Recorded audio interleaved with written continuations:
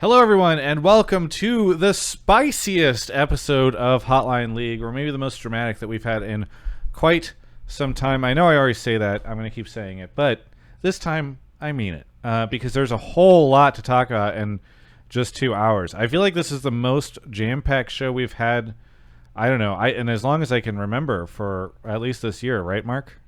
In terms of like real things happening this week to discuss, like the Jackie episode felt full because there was playoffs plus her, but like, right. You know, there's just like a big.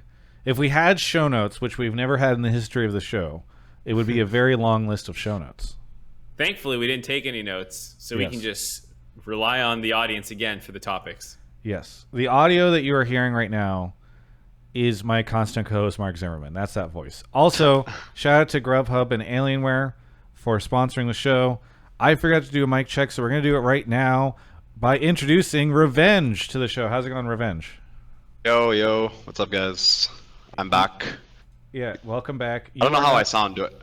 Okay, yeah, you sound good. Maybe a little. I'm turning it down a little bit. We'll see how Twitch chat feels. But you don't need to do anything on your end. Let me do it on my end. Right, cool. But yeah, so you are back. Where are you right now? I'm actually in Illinois, like probably an hour away from Chicago in the suburbs. That's where I grew up. So nice. I will be going to finals. I'll see you guys there if you're there. Yeah, Immortals reached out to me. They want to do something with you and me at the Immortals pop-up on Friday, I think. Yeah. So yeah, I will see you there. But other people can see you there as well. You guys are doing. Do you want to just promote that really quickly? Yeah, so Immortals is doing, I believe it's like a pop-up fan meetup on the 9th, and I think we'll be active on the 10th and 11th as well in the arena. So I don't know exactly what to plug yet. I wasn't told, but if you guys follow my socials, you have custom ice pops. So if you go to the Immortals website, Twitter. There's like they've got the full 3 things, and you can RSVP. There, you guys are doing like stuff at Wrigleyville, which I don't know what that is. I assume it's near Wrigley. Yeah. I mean, I'll be tweeting things on my socials about it. So if you guys follow me there, is the boba truck gonna make it? That was always the best part of any tailgate was the Immortals boba truck. It should. The boba truck actually. I've never tried the boba from our boba truck, sadly, because I always showed up late for game. I showed up late for game days, so I don't know if it's good, but you never made like your manager or someone like run out and get you one, dude. Okay, Portillo in the chat says it's really good. Pre-game boba is just inting, by the way. Like that's good for if you're sugar drinking boba halfway through the game. If you're drinking boba before a game, you are just asking you're gonna for get yelled troubles. at. Okay, well, anyway, on that note, let's do a quick rundown of all the different things that we expect to get calls on tonight. So, first off, we have the conclusion of pre-finals week and playoffs. So we now know what teams are going to Worlds. We know which team in particular is not, which is a pretty big deal. In Team Liquid, I'm sure we'll get some calls and conversation about that. Revenge and Gyotto holding hands in the audience at Worlds this year. We have so lots of stuff to go out of there. Then we also have let's see, we got Danny, who unfortunately, and all of our best wishes are with Danny as he's going through whatever is going on with him right now. But it was announced yesterday that he will not be participating at the summer finals this weekend. That was this morning. It wasn't even that long ago. Oh, it was this morning. That's right. Sorry. And yeah, that is crazy. Yeah, that is crazy. And so I think still trying to understand kind of what that looks like and how long that's going to be for, because we don't know if that extends into Worlds or how that'll be going. But it's pretty bummer town. Vulcan in the chat says, "Wait, what? I'm sorry you had to find out this way, Vulcan. But I would start looking to find a lane partner. You have a new person in the bot lane with you. Yeah, exactly. And to be honest, we're not even sure if it 100% works out. Jackie, I just saw had a tweet that said she clarified what was going on. I need to read that Reddit comment because there was a concern about the fact that you said tweet. I thought it was Reddit. Well, she tweeted her Reddit comment. I don't know if you saw it. No, I don't see it. Maybe it's down right now because the only thing I've seen is she retweeted Nicole 10 hours ago. No, I actually saw that. I saw. Okay. It was like she was just saying there's like a specific ruling in the rulebook where if it's like an emergency, that they can sub in a player before the game, and I guess like she made like a clause, or like the clause is that a mental health is technically an emergency, so Yeah. that's why it's allowed, and it's like all legal, I guess. I mean, I think that's it. That is a good application of that rule for obvious reasons that yes, mental health emergencies can be an emergency, but also for the fact that like I think it would have felt not great for literally everyone involved if they were playing with. I think they had like a coach as one of their subs listed, And then the other one was a jungler. So like sticking Inspired to lane with Vulcan. Vulcan, who would you rather lane with? Your sub jungler or your main jungler? If you're still here. Yeah. So what do you think would give you the best chance to win? I'm glad we got that clarified because I had not seen that most recent update. Vulcan already disappeared. Whenever he heard the news from us, he had to go scramble off to find something. Okay, so we got obviously the big EG news. We have Champions Queue is going to be going during Worlds, which means that I will get to hear my roommate through the walls many nights in a row screaming about people killing Faker or Faker killing people. Oh shit! I definitely want to do some stuff around that. I don't know if Kobe wants to like do duo cast or like have a party, and we can all just like hang out on the couch or something and like group co-stream Champions Queue because that's gonna be sick. Yeah. No, I'm actually down for something like that. I have the audio set up for it, so I could do it, or just the two. I mean, I do want to say one thing about that. Yeah. I don't know. I mean, everyone's getting really hyped about it, but like, we don't know if the pros coming here are actually gonna play it, right? Like, I mean, I hope they do. I think it'll be fun, but they're gonna try it, I imagine, right? Because they'll just be interested. I'm sure they will. I'm sure they will, but I'm sure that some of them will just CBA and just queue up solo queue. Like, I'm actually curious which ones will try it and which ones won't. I mean, so yeah, that's why I'm not getting like too excited yet, you know? Because like, if they're not doing it, like if it just takes like a few of the high profile pros like Faker or like Ruler to start playing solo queue, and then everyone is just gonna be like going to solo queue again. So that's my take on it, you know? Yeah, I feel like I might be mistaken, but I feel like I remember when Champions Queue came out, like some other regions were like their players were interviewed about it, and they all sounded like, at least the interviews I saw, I think I remember people being like, "Oh, that's cool," and people hate NA solo queue supposedly, so maybe it'll be well received. I'm hoping. I think what will happen is somebody will start on one side and then swap to the, you know what I mean? Like somebody will be like, this Champions Queue thing is weird. They'll go to solo queue, or they'll deal with an intern solo queue, and they'll be like, okay, I'm going to try Champions Queue. I feel like everybody will try at least both, but I don't know. Maybe I'm not a pro like Revenge. That's a pretty good take too. I'm not going to lie. That's not I just pray to God we get Faker versus RJS once, and if we're all co-streaming it, we can turn nameplates off and try not to like figure out which one was which, and just watch what happens and see if we can guess which one's Faker. Isn't the bigger one Chovy versus RGS? Like I thought he like specifically listed out Chovy. Was it Chovy? I mean, yeah, that's why I was surprised. The article, I was like, wow, they chose Faker for the thing. I mean, he was literally saying he's better than Chovy. That's why it was like that's what I remember blew up. But maybe I'm wrong. I mean, either way, whenever RGS is mid against any of them, we need like one person to get us into the game. And then we need to, so that way we don't know who the actual nameplates are, which team is which. It's actually pretty crazy. I wonder if they're going to open it up at all more to, I bet you they won't, but I wonder if they'll open it up to any more North American players, because it's actually so fucking crazy how impactful being in Champions Queue could be right now. Because if you do get like the crazy, like if you're an academy player and you make some crazy play and beat Faker and it blows up, like, or Chovy or whoever, I feel like it could be really big. So the fact that they are very restrictive with it right now, I feel like is even more impactful than normal. So I don't know. I can't wait for a Lorlo to roaming Janna on these idiots. I know he doesn't do that as much anymore, but still, welcome to North America. Are you? I don't want to spend too much time on it because we'll get some calls on it too. But Revenge, really quickly, are you really excited about it? Yeah, I mean, like I said, if the international pros buy into it, I think it's going to be really cool. I'm personally okay to play solo queue as well here because I'm on low ping. So either or, I'm happy with. I'm not going to be so happy when they move the champion queue servers more on the West Coast if I'm back home, because then I'm going to be playing on high ping. But yeah, Yeah, I mean, I'm excited. I'm just curious to see what's gonna happen, right? Like, I don't want to get my hopes too high, like, because I've just learned that usually when it comes to Champs Queue, getting your hopes really high doesn't really pay off. But we'll see. Yeah, we'll see. You know what we should do? We should track how many teams are playing Champions Queue and which teams aren't. And then if a team just starts to lose in group stage or plays or something like that, you just shame them hard by being like, wow, Ooh. T1's struggling, didn't play any Champions Queue. What a surprise. Anyway. Okay. So then we also have Spica leaving TSM. Was released from contract today. Lots of stuff going on there. There is a unverified screenshot. Have you seen this, Mark? No. There's an unverified screenshot that is literally just a screenshot that says, Spica, they only offered me 100K more for my salary, or something along those lines. And I feel a little... I want to address it at the start because I've seen a ton of people tweeting it at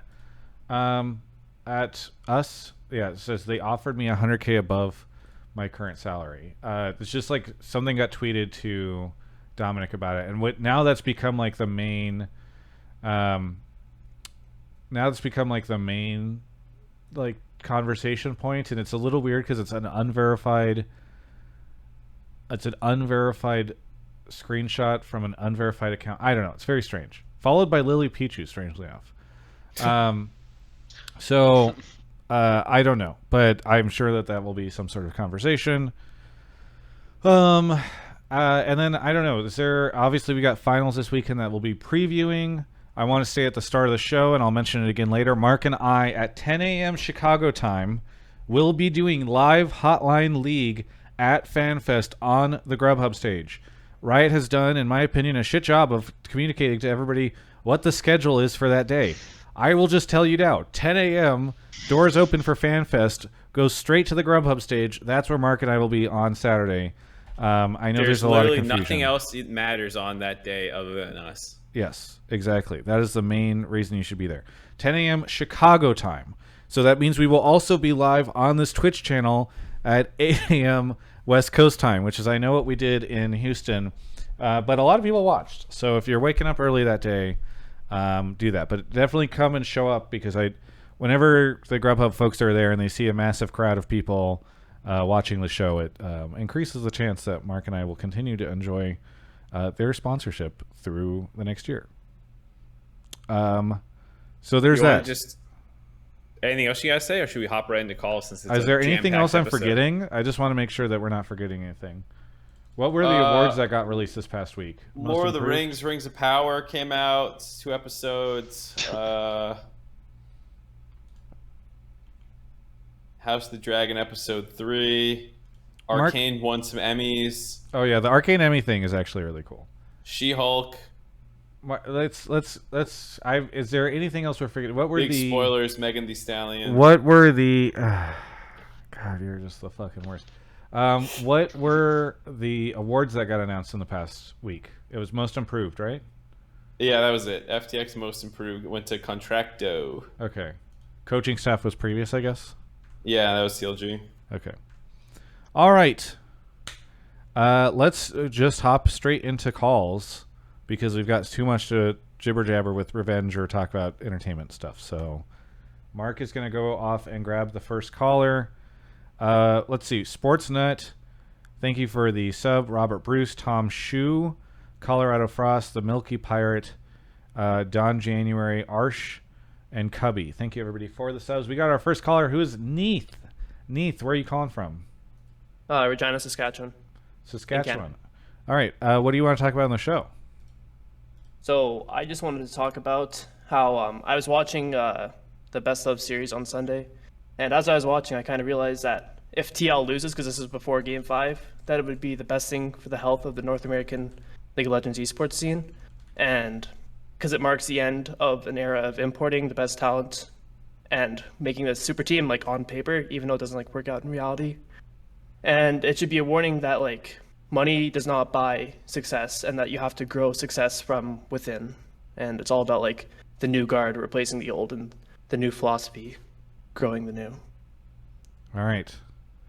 Not it's cool to start off with this conversation because I think we've heard a lot of chat about this type of thing, especially in the last couple months, but maybe even during playoffs. I will also throw in there that we have a caller who has the opposite take. Okay. After this. Okay. So we don't need to go. I don't know if you want to like. Sure. Should we do a dueling caller segment or no? Are you down with that, Neath? Yeah, sure. That sounds like fun. Okay. All right, we haven't done one of these in a hot minute. Let me see. Mark's if I gonna go grab the next or the other caller, and we'll get them both in here. Sometimes we do this. If you guys haven't ever seen us do this, it's we bring both callers in with opposing takes, and we do a massive conversation. So we'll see how this goes. Mark's doing an audio check right now with them. Neath, are you going to any part of Worlds? No, I was going to if it was in Canada, but they moved it, so can't go. Sorry to hear that. Okay. We're now also joined by greenteaho. Wait, greenteaho, do I know who you are? Sometimes we've tweeted on Twitter. Okay, that's why your name is... Ooh, that's kind of cute. That's why your name is recognizable to me. Okay, where are you calling from? I asked about Brandon Sanders and stuff. Sorry. That's I'm right. from New York. You're from New York. Okay, what is your take? My take is that TL should continue with their Moneyball strategy, and even though they failed this year, I still like their Yankees-style approach. Okay, so just for what it's worth, Moneyball is the opposite of the Yankee approach. Yes. The Moneyball is like you're trying. It's okay. I just for fans to clarify, Moneyball is usually like you're trying to get the best value for your buck by looking for what's undervalued, whereas the Yankee approach is throw your wallet at them. The Moneyball thing is more like a Golden Guardians 2020 type thing or something. Understood. It's never seen Moneyball. Regardless, the point is you don't think just because it didn't work this time that they should just fully abandon the strategy.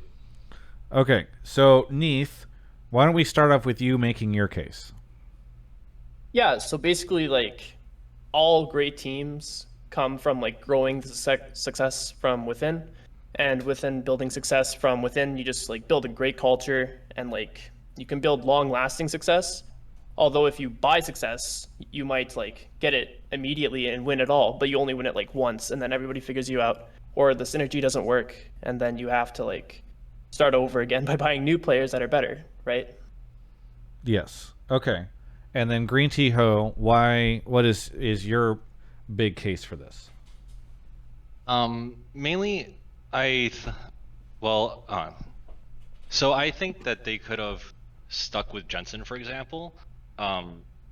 I just preferred. Sorry. No, you're good. Take your time if you need a second to breathe. Yeah.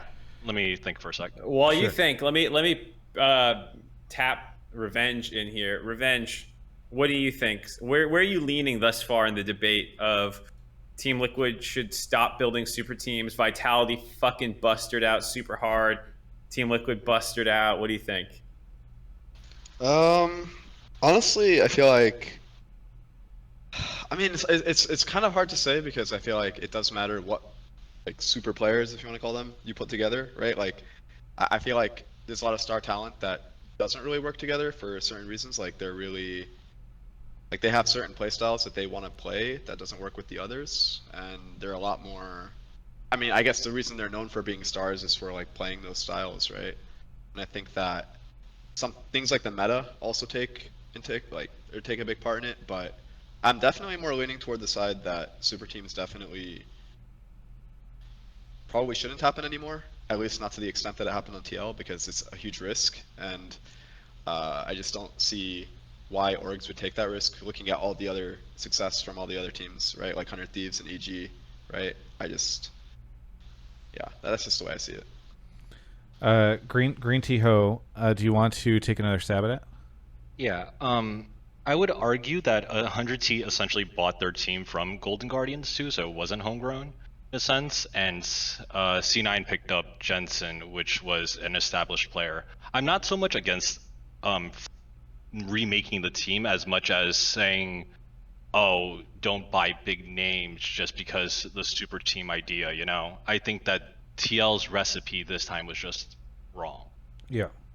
Okay, so here's sort of, I'll weigh in. I think that Green Tea, I disagree with you a little bit, because I think that your mindset worked really well a couple of years ago. There was a point in time where you could just be like, let's just get Bjerg and Doublelift on the same team, or Core and Doublelift on the same team, and then like boom, we win and we're going to Worlds every time.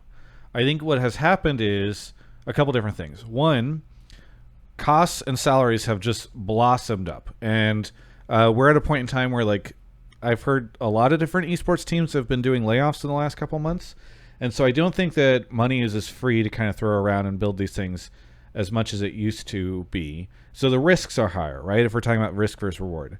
I think the other thing is that the risks are a little higher in terms of it's no longer guaranteed because other teams have started to make really smart decisions, like 100T, who I know bought them from 3 players from Golden Guardians, but also was able to kind of combine that and do something that felt a little bit more organic, I guess, over the last 2 years, and maintain the same roster year over year. You know, like TL has had in the past winning rosters, and then they continue to fuck with them afterwards. And so I think that's also part of the downside. So I just don't think it works as well in a world where people have gotten smarter and savvier about building rosters, and where costs have gotten higher, and where the sort of LCS or esports economy no longer kind of supports the big buying side of it. So that's kind of like the business case in my mind against the way that TL does this stuff. Mark? So the business case is boring. No one likes the business case. I somewhat see where greenteaho is coming from, where like we've watched super teams do well in the past. These 2 iterations fail, but that doesn't necessarily mean the entire method's wrong. It could have just been like, you should have stuck with Jensen, and maybe this team is way better, you know, like who knows. I will push back even like C9's a super team, because like Berserker, while highly regarded coming from the LCK Academy scene, was still not a superstar really. And Fudge is kind of a superstar, but he's been there during his come up, you know, and you know, it's Sven was swapping around. Like it wasn't quite the same as just trying to buy the best player in every position. So I mean, people talk about Genji right now, sure. I think that there's still room moving forward to have this kind of approach, but you do have to be maybe a little more thoughtful about how they're coming together. The one thing I'll say, though, is that every roster comes with some level of inherent risk. Even if it is 5 superstar players, like any other thing can go wrong in terms of like synergy, or someone has a slump or something like that. And that risk is probably not that much different than if you had put in a younger player who you think is highly talented and has a chance for success. I think that's been demonstrated thoroughly over the years, is that like you can put 3 out of 5 superstars together and have 2 younger players or 1 younger player, and it looks just as good as a super team. That's been done dozens of times by Cloud9 themselves. You can even argue what Berserker stepped into is a similar situation. Tactical coming in initially, I know people are not thrilled with Tactical recently, but he did pretty good when he first came in, stuff like that. So like I do think the idea that like you need 5 out of 5 superstar studs might be overrated. Biofrost as an example, like I don't know, there's countless examples of like a lot of veterans, and then a rookie can come in and fill the gap decently well. Well, I think, you know, another reason against it right now is the fans just don't like it anymore. Like they actually get kind of bitter, and they're frustrated. And I think part of that is because super teams, if they don't work, they tend to have a lot of churn. And especially, we've talked a lot about, and I've talked a lot about roster turnover. And like, do we all think those 5 players on Team Liquid are going to be playing in LCS next year? I don't know, but I probably not on TL if they are. And I think I would bet at least 2 of them go back to LEC. And again, it goes back to the same old stuff where like I was really worried one thing I was worried about with EG potentially not making Worlds, and they were, you know, 1 game away from not making Worlds, was what happens if Inspired, who I think only has a 1-year contract, is like, fuck it, I'm going to go back to Europe. And then he won MVP. And what we had was 2 MVPs for this year who both left immediately at the end of, or, you know, well, 1 in spring and 1 in summer, or immediately right after they get MVP. And so I think that that's also one of the challenges, right? Is like, I have far more faith that the players that are on C9 right now will be playing in the league next year. Same with with team like, or sorry, same with EG, same with, like, obviously they qualified for Worlds, which increases the chances inherently, but it's a situation where it's like the Perks thing, right? Like Perks came over, things didn't work out, they fucked off, and it's just not good for the league, in my opinion. So that's one of the reasons why I do hope that we start to see kind of an end to it. That being said, I think TL ironically played a pretty good villain this year in a world where TSM disappeared, right? Like, I think previously TSM was the team that people like to root against. This year it became TL, and so there's something to be said about the fact that, like, they became that team and they were able to contribute to the league with that role, because I do think leagues benefit from having at least a villain, you know? Yeah. Revenge, did you? I don't know. I mean, I was just gonna say, yeah, it was definitely fun having TL in the league, because everyone kind of viewed their ceiling as really, really high. So comparing yourselves to them was like, in a way, they were always like a benchmark, I feel like, for a lot of teams, especially even in scrims. And then people kind of started to realize, maybe this team's not like as insane as we thought it would be, right? Like, they're good, but they're not like destroying every team in the league, for example, every week, right? And they're not like people before the season started, the talks were like crazy. Like, people thought Han's core were just gonna like completely dominate every bot lane in the entire league, every single game. It was not even gonna be close. And then people kind of started seeing the cracks, and then that's when I guess like the downfall happened and people kind of became bitter, right? But like before that, it was kind of like, it was kind of fun, right? Like, especially just competing against them, you just thought, oh wow, like, this is crazy. Beating this team would be crazy, or like just versing this team in scrims is crazy, right? And like, I don't know, that was kind of exciting. But yeah, I mean, even the point you said about like them rolling scrims is like they still had insane early games, even all throughout like the year, even into their playoff run. They were still that team that would get 1-2K gold leads and then kind of just like lose them over time. So like, I think that speaks to the fact that all 5 players are pretty talented, at least, that they like will almost always get gold leads, but then the sum is definitely less than the parts. I mean, I know that there was this joke on the LCS broadcast about this, but they were a pretty good team in the LCS, right? Like, I think I don't want that to get lost, because like if you look at LEC, you had Vitality, right? And on the other hand, TL was 1 game away from making it, and C9's like sort of sudden Jensen, fuck it, I'm going to Worlds as always like mode that turned on in playoffs is really what stopped them from being to go. And that's not making excuses for them, right? But like, they were 1 game away from a world where we were not having this conversation at all. So I think that does kind of help greenteaho a little bit. Twice, by the way, twice. Keep that, like, could it be 100 Thieves too? Yeah. Like, actually, they were 1 game away twice. Yes. Like, so I think that does kind of help greenteaho here a little bit. Like Green Tea, if your argument had been like everyone's kind of over exaggerating on this, like they were a world like almost at Worlds, like this was not a terrible team. I could see that. Also, they were less than 1 game away in a world where LCS got the 4th world spot instead of LEC. They would have been going. So it's it's so funny. All right, so here's a bit of a hot take, and I'm curious what Revenge thinks, but I'm kind of glad TL is not going. So there's a couple things here. One, like, every series went to 5 games. TSM EG went 5 games, and I'm not about to suggest that TSM should have gone to Worlds. So like the fact that TL pushed some people to 5 games, it's just been a weird playoffs where like everyone goes to 5 games. CLG went to 5 games against C9. They're the team that had the closest series against C9 thus far in playoffs.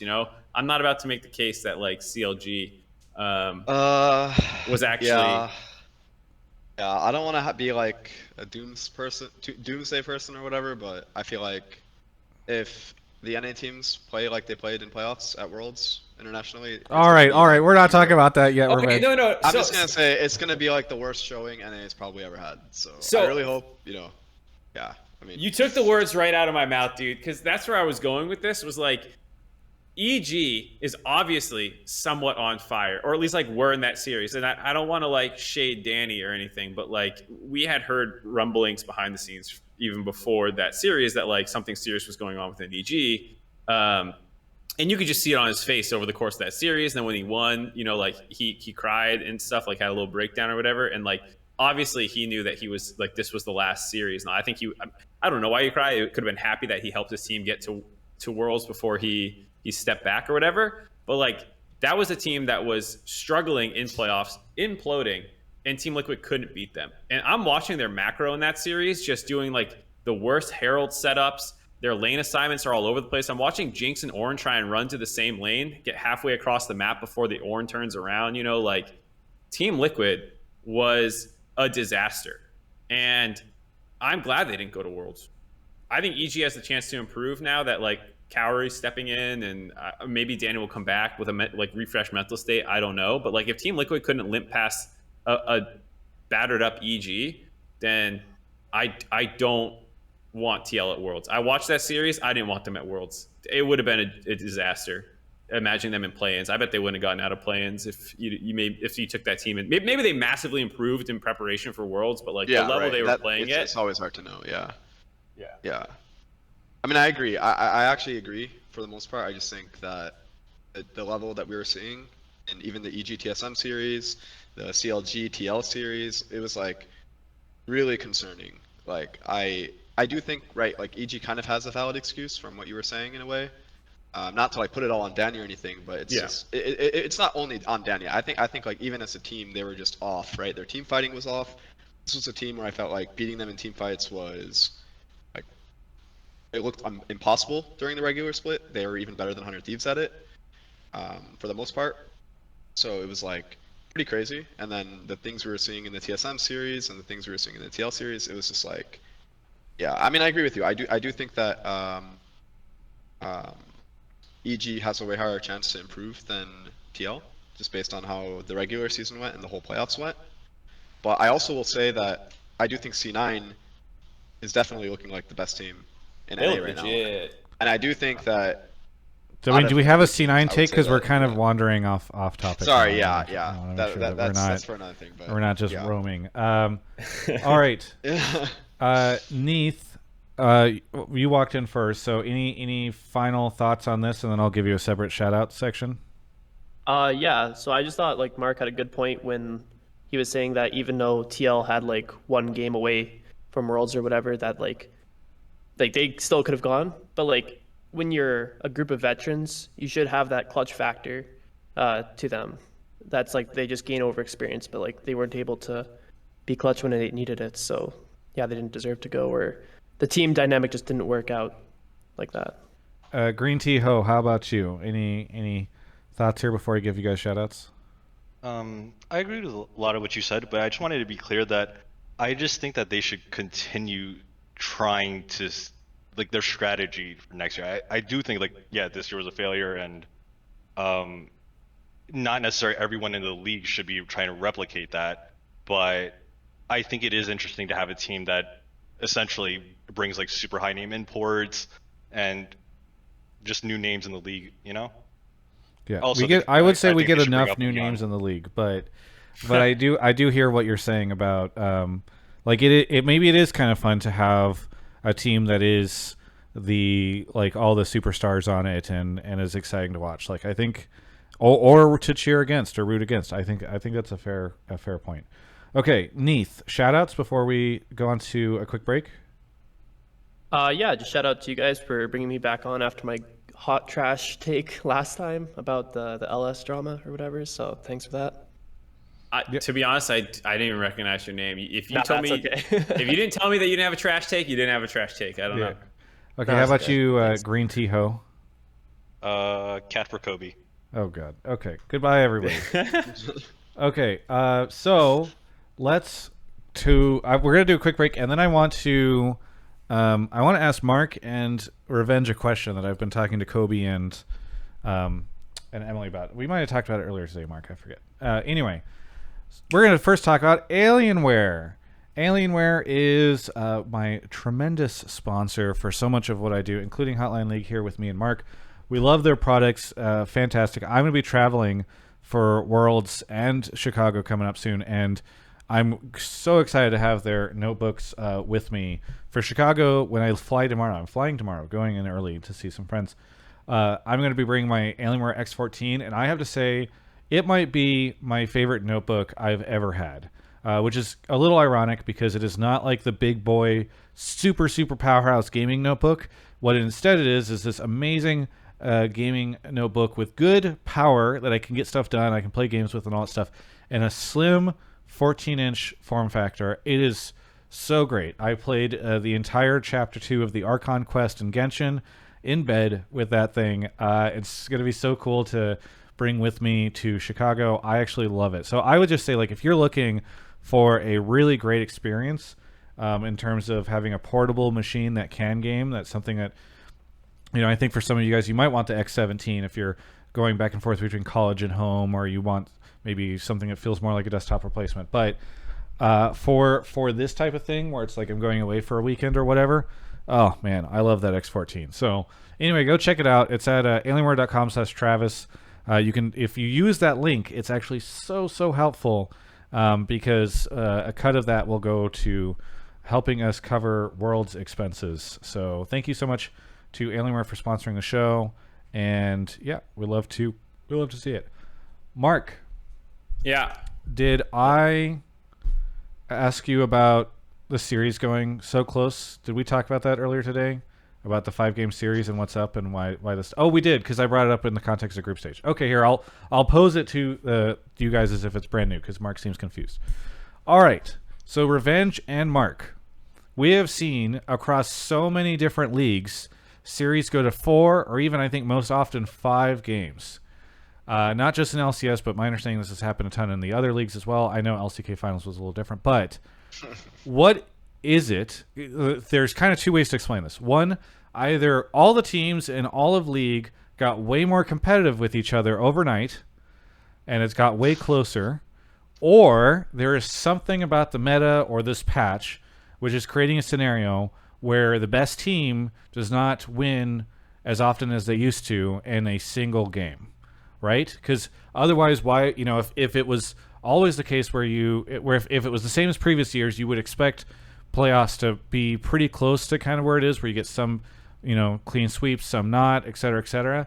But again, either all the teams in all these different leagues have gotten way closer in terms of skill, or the game has gotten way more flat in showing that skill or being able to express it. So I'm curious from both of you guys what you think is going on, because it's been something I've been thinking about since Sunday. I'll let Revenge go first. Yeah, I lay down the law. Well, it's actually 2 things that happened. It's, well, I guess 3. It's the durability change, it's the dragon change, and it's the herald change. They actually did fundamentally change how League is played. And the thing is, it's actually a huge advantage to teams that I guess you could say aren't the best at macro and haven't been coached certain things over the years. Like, I guess you could say it's a good thing for teams like CLG, for example, or less veteran teams, because to win games now you have to team fight around objectives, and it doesn't really matter as much macro, I guess, is a lot easier now in my opinion because of that. It's especially easier around Rift and early game. I just feel like now you pretty much can just decide games on like a 3rd dragon, for example, even if you are down gold 2 to 3k or something based on bad macro or bad laning. And I think that that's a big reason that we see a lot of comebacks now, games going to game 5. It's like, yeah, I guess skill expression has changed, but it's just, you can't really coach team fighting that well, in my opinion. So it's kind of in the moment thing, so you kind of see certain players shining more than others, in my opinion, and just teams taking games closer. So, Mark, yeah. you gonna lay down the law? No, I was joking when I said that. I don't really have strong opinions on why it's the case. People talk about blue side meta. It kind of is. I think there's not a ton of great counter picks in any lane but top.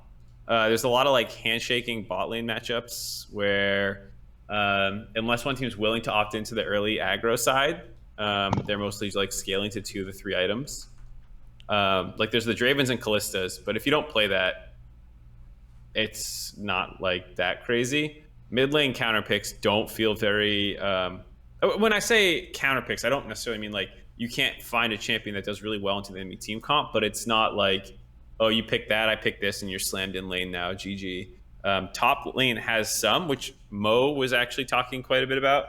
and how Mo's Revenge, by the way. Mark can say that because Mo's they're good Revenge. friends. We're Yeah. tight like that. Yeah. That pasta. But Revenge was talking a lot about how like there are counter picks to the current meta champions, but a lot of people don't seem to be playing them. And so then like your top lane counters are not always explored, even if they do exist. Or like Fudge does. Fudge does. Let me just say, Fudge does. So Fudge is the exception. I think it's a big reason why C9 is definitively shitting on kids in playoffs is they have the best champion pool. Jensen can bust out these champions. Like I'm saying, that may not be exact lane counters, but should in theory do really well in the enemy team comps. Fudge will slam lane with his counter picks and then like make the game kind of about him. Obviously, they play those scaling marksmen very well and can play team fighting extremely well. And Blabber has his own like unique little picks and stuff that can help run over an early game. So it feels like maybe champion pools you could also say have been put to the test a little bit. Like there's a very clear standard that prioritizes blue side, and if you're not willing to branch outside of that or you're not good at it, then you're gonna struggle. But yeah, I don't know. It is definitely the durability patch really I think hurt teams who had for years been able to like win off of what Mo was kind of talking about with like you slam lane and then you strangle them with better macro, and it's kind of like I don't know, feels a little less important or something, or like you can always just scale and team fight or something. Okay, quick follow-up to this then. Should groups be really chaotic this year? Because groups are just all these best of ones, right? Like we've seen best of fives go to 5 games. We've seen unexpected things happen. Like should we expect groups to actually also have a bunch of weird upsets? And given how few games get played there, are we going to expect teams to slip through? Well, potentially, yeah, right? I mean, I think team fighting is a mix of a few things. It's in the moment game sense, and it's primarily mechanics as well. So I'm actually a little worried about how NA is going to do internationally. It's why I'm happy that teams like EG and 100 Thieves especially are going. At least EG in form, I was hoping, because I feel like these teams were showing throughout the whole year the best team fighting and individual player mechanics as well. C9 as well. Like I did give props to C9 recently, but it's just like I just think that the team, especially LPL and LCK teams, are just really good at those things specifically, and I don't know. It's gonna be interesting to watch. Like, I mean, should we be less worried though, because curious. the game feels a little bit more coin flippy? It's NA meta, baby. Anything can happen. That's honestly, what I mean. I like that's true too. I think there's a lately, reason to have hope. Yeah. Like I am getting hope, not because I think our teams are better, but because I think the game is a little more random right now, right? Like I've watched all these playoffs in the years, and usually you see a bunch of 3-0 stomps because one team's just better. I believe one team is still just better, but those games are going to 5 games. And in a best of 1 group stage, or whatever, 2 games played across groups, like I feel like if the game is more random and crazier things can happen, this is North America's year. We're getting 3 teams out of groups, baby. I mean, Marks, you said it, right? Getting punished out of lane is not really like a huge thing anymore in this meta. Maybe a bit top lane, but not as much. I do think that does heavily favor NA. Like, I'm just saying, it definitely does, and I'll get some hopium for that. Like, Yeah, whenever we crush it at Worlds this year, everyone remember this conversation that I started on this show. We could get back into callers now. I don't want to derail us too much, but I wanted to ask about it. Okay, off mark goes. Thank you to, where are we? Pizza Messiah, Riot Wafflefoot. So many things for 50 months. You smell like eggs. All the dog. Raging pianist.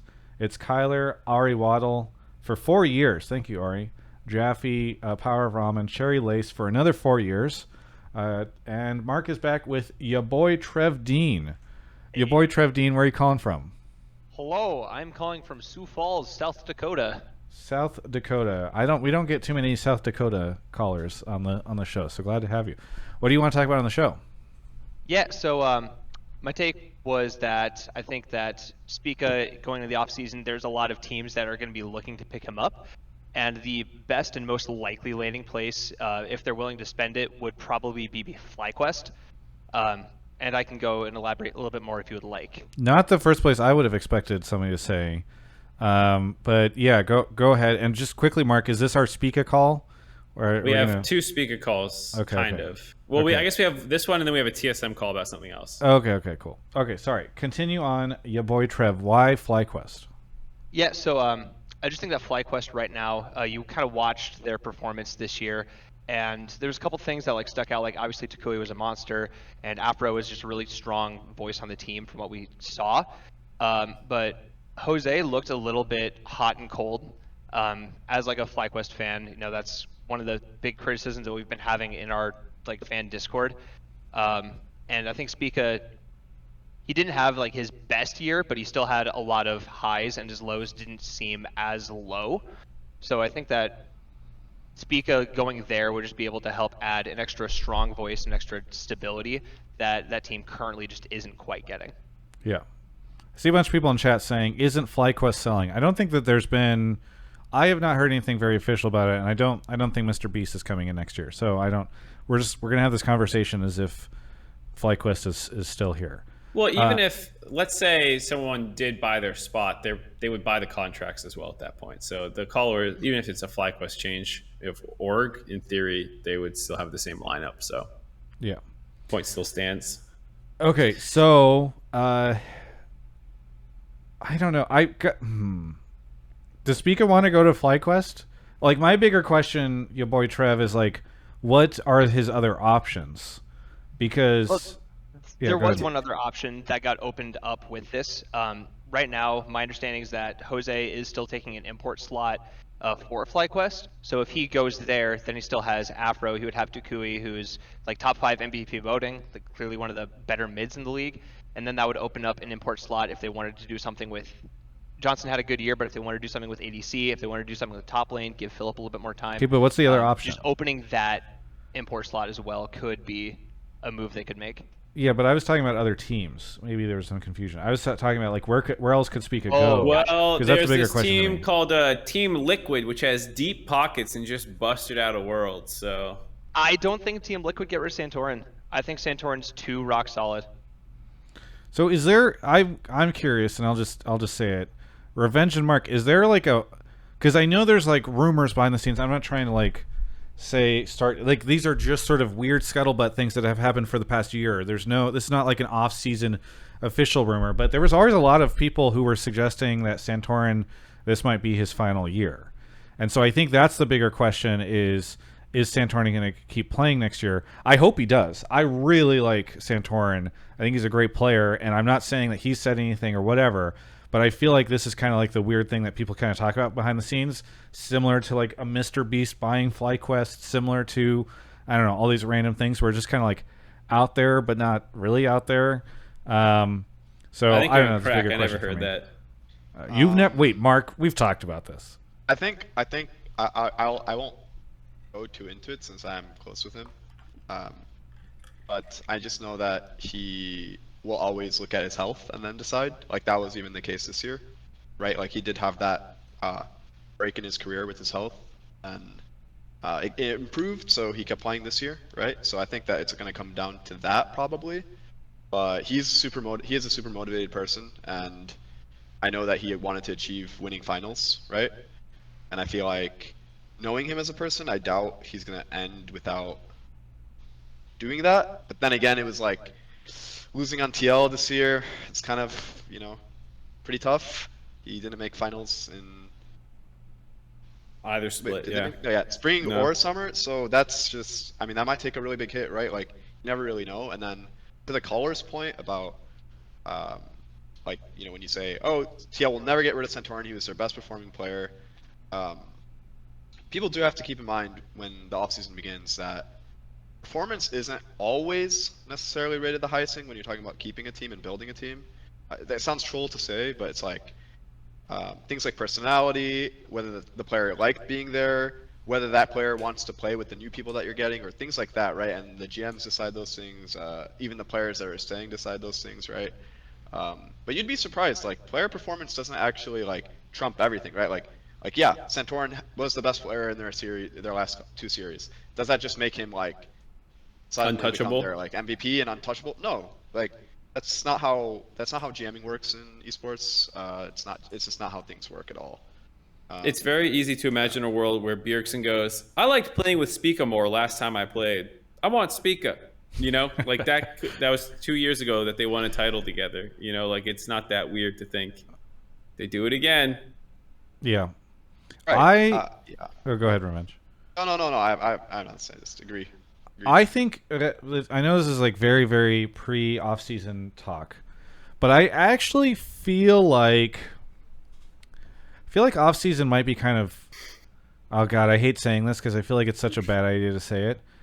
I feel like off-season might be kind of boring this year, because I feel like there's a lot of spaces that are getting and teams that are getting kind of locked. Like, okay, let's just talk through this. It's not in the off season yet, man. Why you gotta be already negging the off season? No. I think it could be. I think it could be really. I think there could still be some interesting stuff, but compared to previous, like, think about it this way.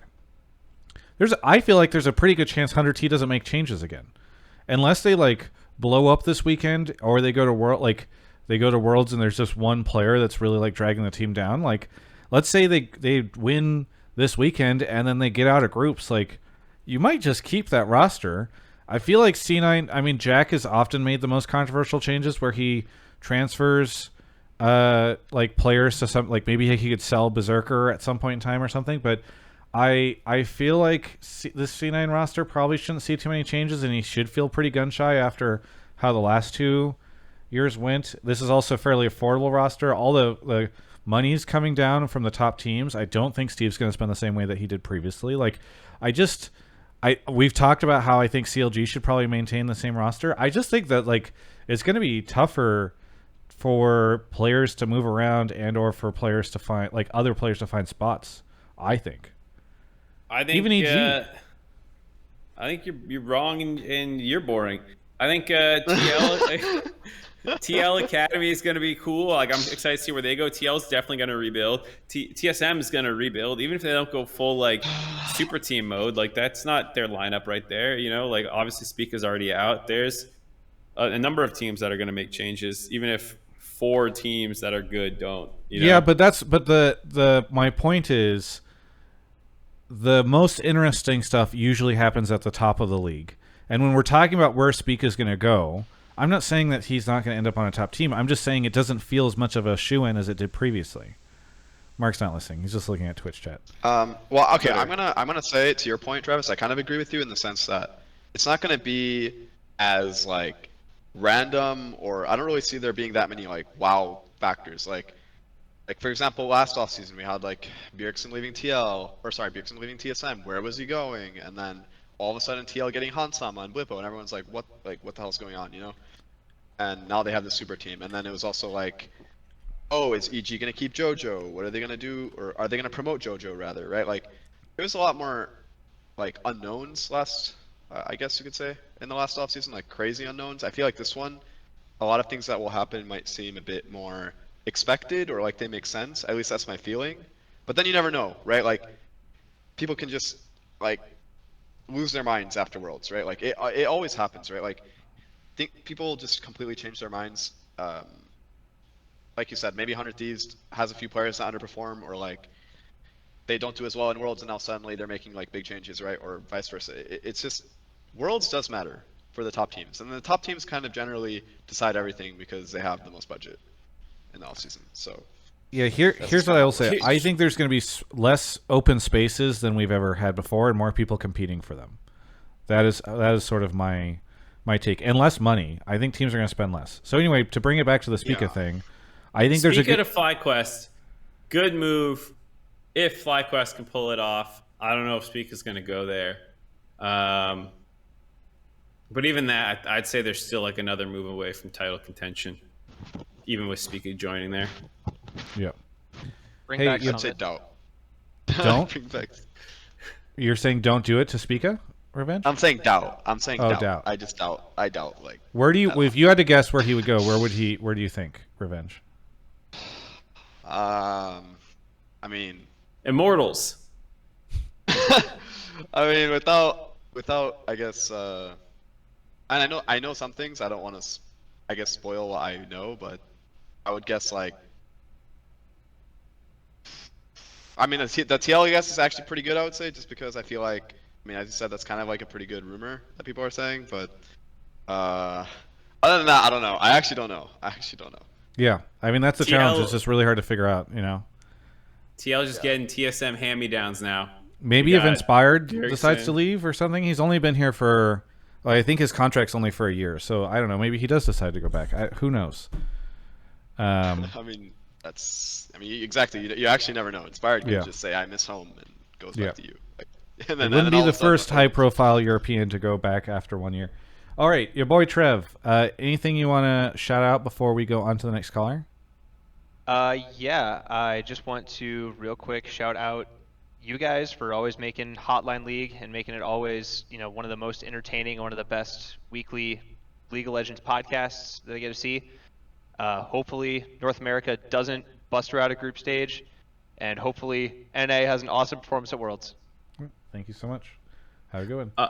Quick correction. Night Fiend in the chat, who is Andrew Barton from EG, has said Inspired is on a 3-year deal. So I'm sorry. I was about to say everyone is signed through 2024 except Impact, who's up this year. Okay. Probably going to get the bag. There you go. My apologies then. Okay.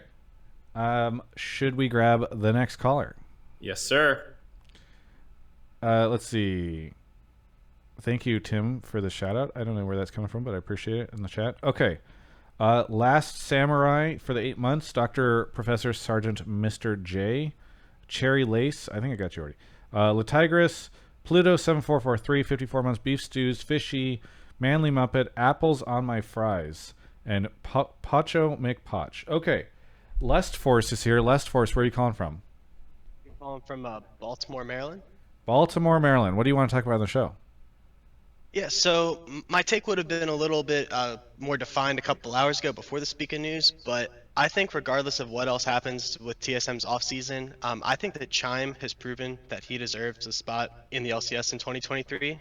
In spite of everything that was going on with that team throughout the entire year, lane swaps during playoffs, during the season, I think that he was consistently performing at a high level with Spica. Is this our TSM take, Mark? Yes, sir. Okay. So I want to see if I could pull up this comment that I thought was really good on Reddit, and I am stalling right now while I look for it. So Mark, why don't you take up the mantle for a second? Okay, that was an awkward. I definitely think Chime was a stud when he came in. I think there was a period of time where I don't want to shade Instinct too hard because I just don't think he was put into a great position and probably brought up before he was 100% ready. But I don't think that it played to Chime's strengths of being like a playmaker and a roamer. Azael and I were digging around in the stats, just trying to try and build up TSM a little bit when we were going into the TSM EG series. And Instinct had some of the lowest laning stats in terms of CSD, goal difference, 4%. But he also had the highest jungle proximity because they would just get pushed in and then Spica would have to hover around bot lane and play around them. And then Tactical had some of the highest goal difference, 4% and whatnot, and had half the jungle proximity because you can actually go roam and make plays when you get shoved in lane and start working with your support. So I think that Chime proved how good he can be. He won Player of the Series. I forget which one it was. Might have been the FlyQuest series. But yeah. I think he's really good, and I'm excited to see him stick around. I guess it just begs the question of, is TSM going scrappy CLG route with their roster building and trying to pick up members of TLA or something like that, or are they going to go try and secure some big names? I mean, not being able, if the rumored screenshot or that supposed screenshot of Spica saying they only offered 100K more or whatever, I feel like that means they're likely to go far more scrappy. It seems like the org has a little less faith in the league at the moment, and so I feel like that probably actually does work out kind of well for Chime because they're not likely to go replace him with a Sword Art or something. What's your goddamn Reddit post? Okay, calm down, Mr. Mark. The Reddit post was this. Somebody in the Spica thread said, what point is there in even being a TSM fan anymore? And this person replied, quote, "Every day at TSM is a banger. I'll accept basically any criticism of the org since it's usually deserved, but the fact is the org is a lot more entertaining than others. Only TSM can have 9 roster changes, huge staff changes, a banned owner, have our iconic player leave, have a coach basically stealing money and internationally citing bad or intentionally citing bad players, and still put out a good fight in playoffs in a single year. And it was the first time where I'd just seen everything that had happened to them in the past year listed in one block of text. I feel like there's probably even a couple more things that could have been added in there. My point is, any player who is playing in an org that was going through all of that shit this year and still managed to look half decent probably deserves an LCS spot. So I'm super down for Chime to stick around because I feel like people probably they probably were a little too critical of the players given everything that was going on in what seemed like a incredibly explosive environment. And so I give a ton of this credit to all those players, and I think for the ones that didn't look good, you should probably give extra points, and for the ones that did, you should probably consider making sure that they stay on an LCS team next year. That's my take. Well, I could say, at least from what I heard, the TSM environment was toward the end was a lot better. Like leading up to playoffs and in playoffs, it was a lot better. But yeah. How was it before then? Did you hear about before then? How was it before? Yeah, it was pretty bad. It's pretty bad. Just things I heard, it was pretty bad. People are going through some shit. That's for sure. I mean, the Reddit post, the Reddit post was kind of summed it up. But yeah, I mean, people don't even know. I mean, and the thing is, players can't really talk about it much. It's kind of in their contracts, and it's kind of like I guess a lot of things are said behind the scenes about orgs and how they're being treated as players, and those things actually do really matter. So fans do judge a lot from the outside, but they don't really always know what's happening inside. Yeah, but what's happening inside an org definitely affects a team's performance quite a lot. I'll just say that. Yeah. That's always relevant, I think, for fans to hear. I mean, imagine you've been struggling to get your shit together as a team, and then suddenly one of the coaching staff starts asking you for money and trying to steal it, and then getting it. Like, that is a distraction to your weekly scrim environment. Spica showed up in chat and said, "What did you hear, Revenge?" There you go. He's giving you permission to spill whatever tea you heard. It's Spica's. Hey, but he's not on TSM anymore. So. Well, neither are you. So there you go. God, the funniest one was Palafox came on here. He just shit talked some old FlyQuest days. So yeah, he's still kicking. I mean, that's the best example of it, right? Is like you hear the I'll offer you $300 to say what you hear. You take me to Rodeo. How well is Immortals paying you, Revenge? What if you take me to Rodeo? What if you take me to Rodeo? Spica in the chat right now offering Revenge $300. Some people are pitching in. Bean Jeans or Ben Jeans. We're gonna crowdfund Revenge's thing. On the side, we're gonna start. Revenge is gonna get a DM from Dominic at TSM offering him $500 not to say what he said. It's gonna be a bit. The bidding war between. Open up another one, which is your hush money. So whichever GoFundMe goes higher is the one that you end up going with. Yeah. That's what Andy's gonna have to sell his house for. Okay, so where did we leave this on? I don't know. I think Chime deserves a spot in the LCS. He certainly seemed to play pretty well. He didn't do very well in my surprise test, but that's okay. And I'm happy to see Spica in the chat. Spica, now that you're here, I requested an interview with you, and TSM denied it during playoffs. So hopefully we could do something during the offseason or get you on Hotline League or something. Free D. That would be cool. Spica, freed Spica. Yeah. You can come on your stuff now. I didn't even, by the way, that Reddit post didn't even mention the Twitter drama from this past weekend. I completely forgot about that. I forgot about that until someone in chat just mentioned it. Even while the games are going. Yeah, exactly. That one was just too funny. Yeah. God, it is true. TSM is the entertainment org. I agree with that. All right, Lestforce. I know we got super derailed on your take, but anything you want to shout out here at the end? Yeah, I'll obviously shout out you guys for continuing to put out great content, and then shout out Revenge. The last time I was on the show, I kind of got grailed for being the lone Immortals fan in the community. I was on with Jat. big fan, pretty much from your first ever game on the spring roster when you solo killed the lane King Alfari. Hope to see you back on Immortals next year, and hopefully things are looking up for 2023. Oh, thank you, man. I appreciate that. Yeah. Always, Thanks, Lestforce. Always nice to hear. Thank you. All right. Let's grab another caller. Mark is off to find somebody. Thank you to That Baked Potato for the sub. Thanks everyone for tuning in. It's so funny. We're up close to, well, we got good viewership last week because LCS commissioner came in, but we have twice what we had earlier. So playoffs, I guess, bring in the heat and all the big news. But man, yeah, I don't know. Revenge, what was your reaction when you saw the Spica news? Because we didn't really talk directly about it. Were you surprised at all? To be honest, truthfully, it was kind of an inside rumor. A lot of people kind of knew, to be honest, in the scene. I don't know how it got spread, but it was just a rumor. So when it came out, I was kind of like, oh, I guess that confirms the rumor. Yeah. I don't know. A lot of things spread. Everyone knew but me. I mean, I don't know. It was just a rumor. It was just a rumor. I don't think.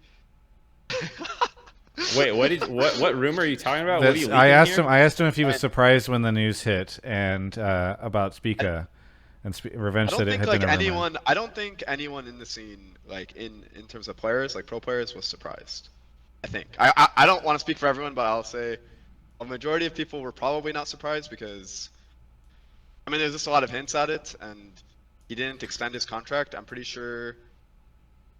Wait, he didn't, right? He didn't extend. No, his he did contract. not. Yeah, that was like the biggest tell, right? Like, if he did extend his contract, then everyone would kind of have been like, "Oh, I don't know," but like, I don't know if TSM's gonna sell him or something. But yeah, the fact that he didn't extend his contract last year was kind of like he's probably. I mean, you had Double Lift on stream at the beginning of this year or towards the end of last, I forget, basically saying that he wanted out and making all these different statements. I know, Spica, we're talking about you as if you're not in the chat. I'm sorry, but I mean, Double Lift leaking. Yeah, I mean, Double Lift kind of. Yeah, I mean, when the whole Reggie thing was happening, that was kind of funny too. Spica kind of was like a hostage in a way. Like, he kind of came off as like a hostage between mom and dad. You know, just yeah. I mean, it was kind of obvious that he wasn't staying, at least from my POV. So that was also a big tell. I think a lot of people were speculating before the year even started that he might be gone by the end of the year, and then like the spring split when he was just thrown under the bus and no one from the org really protected him until he came out and was like, I just want to fucking jungle, man. That was also the kind of other big moment where people were like, he's out of here at the end of the year. Well, okay. I don't know if I'm also remembering wrong, but there was like this huge phase where TSM was like only promoting Spica this, Spica that, and then all of a sudden they just like stopped, like completely, and there was like no more Spica content. Like, I felt like, yeah. So I don't know if I'm just tripping on that. I mean, in TSM's defense, they just stopped making content entirely. Like there was nothing coming out from them because things were blowing up so much. So yeah, that's true too. But at the same time, they were still. I mean, I felt like they were still showing, or like kind of promoting him, tweeting about him, making videos like about Spica specifically. Yeah. Especially around when he won MVP, and then they just kind of like. The most fascinating. That was always weird. The most fascinating thing to me about the Spica thing, and then we can move on. But usually what you say is, I'm still under contract, but I've been given permission to explore other options. Instead, he was actually released from his contract, which I don't know the nature of his contract. Maybe he gets guaranteed paid out for like a couple of months or something, but it would be very fascinating if this was just like a money-saving move, where now they don't have to pay like September, October, November payments or whatever because he's been released for the final 3 months. And so, yeah, I think it's very funny. Vulcan in chat says no way, and I don't know what he's no weighing to. I don't know if it's by suspicion or what, but I mean, most people have something called severance in their contracts for at least 1 month. Some players negotiate for 2 months. So that would be September and October. So they're basically paying him. They would be paying him, I guess, half a month less if they terminated him now, technically. Assuming maybe they would pay him severance, the full 2 yeah. months. Yeah. It is the middle of, actually, maybe they would be paying him then almost the full 2 months anyway. So I don't know why they did it like that. I actually don't know. Maybe he Because it's very unconventional, right? So that's the thing. It is pretty weird. It's very unconventional, and on the TSM subreddit, I the was supposed to say GM. there's a post. Yeah. Oh yeah, Mark, go ahead. So in the post, the Walter says they've been discussing Spica's contract for a while now. Dom also had a tweet saying that they couldn't come to financial agreements.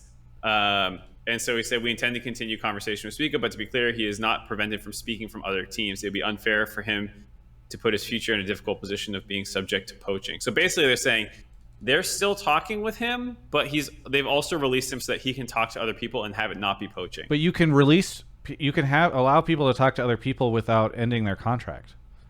Yeah. So that's just I don't even know. Yeah, that's just weird to tweet. Like, I don't know what that guy's on. Okay. Anyway, no offense. let's get to the next call. Vulcan says they're saving money. Okay. Let's see. Final Nintendo Kid is here. This is a funny chat. All the pro players are here to dog on TSM. They said they're saving money, and Spica did a smiley face as well. And then Dokla says TSM would not lie, guys. Okay, so. This is a good one. Here's what I will say. I think Dominic from TSM does have, to what Revenge was saying earlier, all the pro players talk behind the scenes. All the teams have a reputation among all the different pro players. I would imagine TSM's has suffered over the past 12 months. And so I do think everybody's just adding each other now. They're not even saying anything anymore. They're just adding each other. Anyway, so what I imagine would happen is Dominic really needs to do a tour of kind of re-upping the reputation of TSM amongst the pro players, because it's definitely, I don't think, what it was back in 2016 or 2017, where you dropped everything you could to play for TSM if you could. Okay. I like how our chat has just become the place for players to poach each other. Spica said, "How's life at CLG? I squashed my beef with Luger, by the way." And then Dokla said, "Bro, CLG is good if they aren't kicking me for a couple of days after this." This is what we should do for podcast listeners. We should just, the show now, we're no longer taking calls. We're just doing live readings of different pro players trying to poach each other to different teams, having conversations in the Twitch chat. Okay. Hey, well, it's not poaching. I mean, Spica's just representing himself. He's just doing a good job. Yeah. He's just being a social butterfly. You know, he's just he's a free agent. I got you, Spica. I got you, man. Oh, Papa Smithy adding Spica thoughts on role swap. Dude, let the contract negotiations begin. We'll run an auction in our chat for Spica's contract next this year. Makes my life so much easier, because normally during the off season I have to run around and try to figure out who's talking to who. But if all of the conversations are just negotiated live in my Twitch chat during my live streams, then I just get to sit back and chill. This is fantastic. Okay. I'm gonna ignore, even though they're all chatting, the show's going to get super derailed if we keep looking at all these people memeing at each other. So we're going to get in the next call, which is with Final Nintendo Kid. Final Nintendo Kid, where are you calling from? I'm calling in from San Francisco, California. San Francisco. And you've been on the show before, right? I have, yes. I'm glad to have you here. You're a little quiet. If you can get a little closer to your microphone. I've got you at 200%, but... Right. What do you want to talk about on the show? So I want to talk about how Kaori subbing in is the best move Evil Geniuses can make for both finals and for Worlds. Okay. Out of any move they could make? Yeah, out of any move.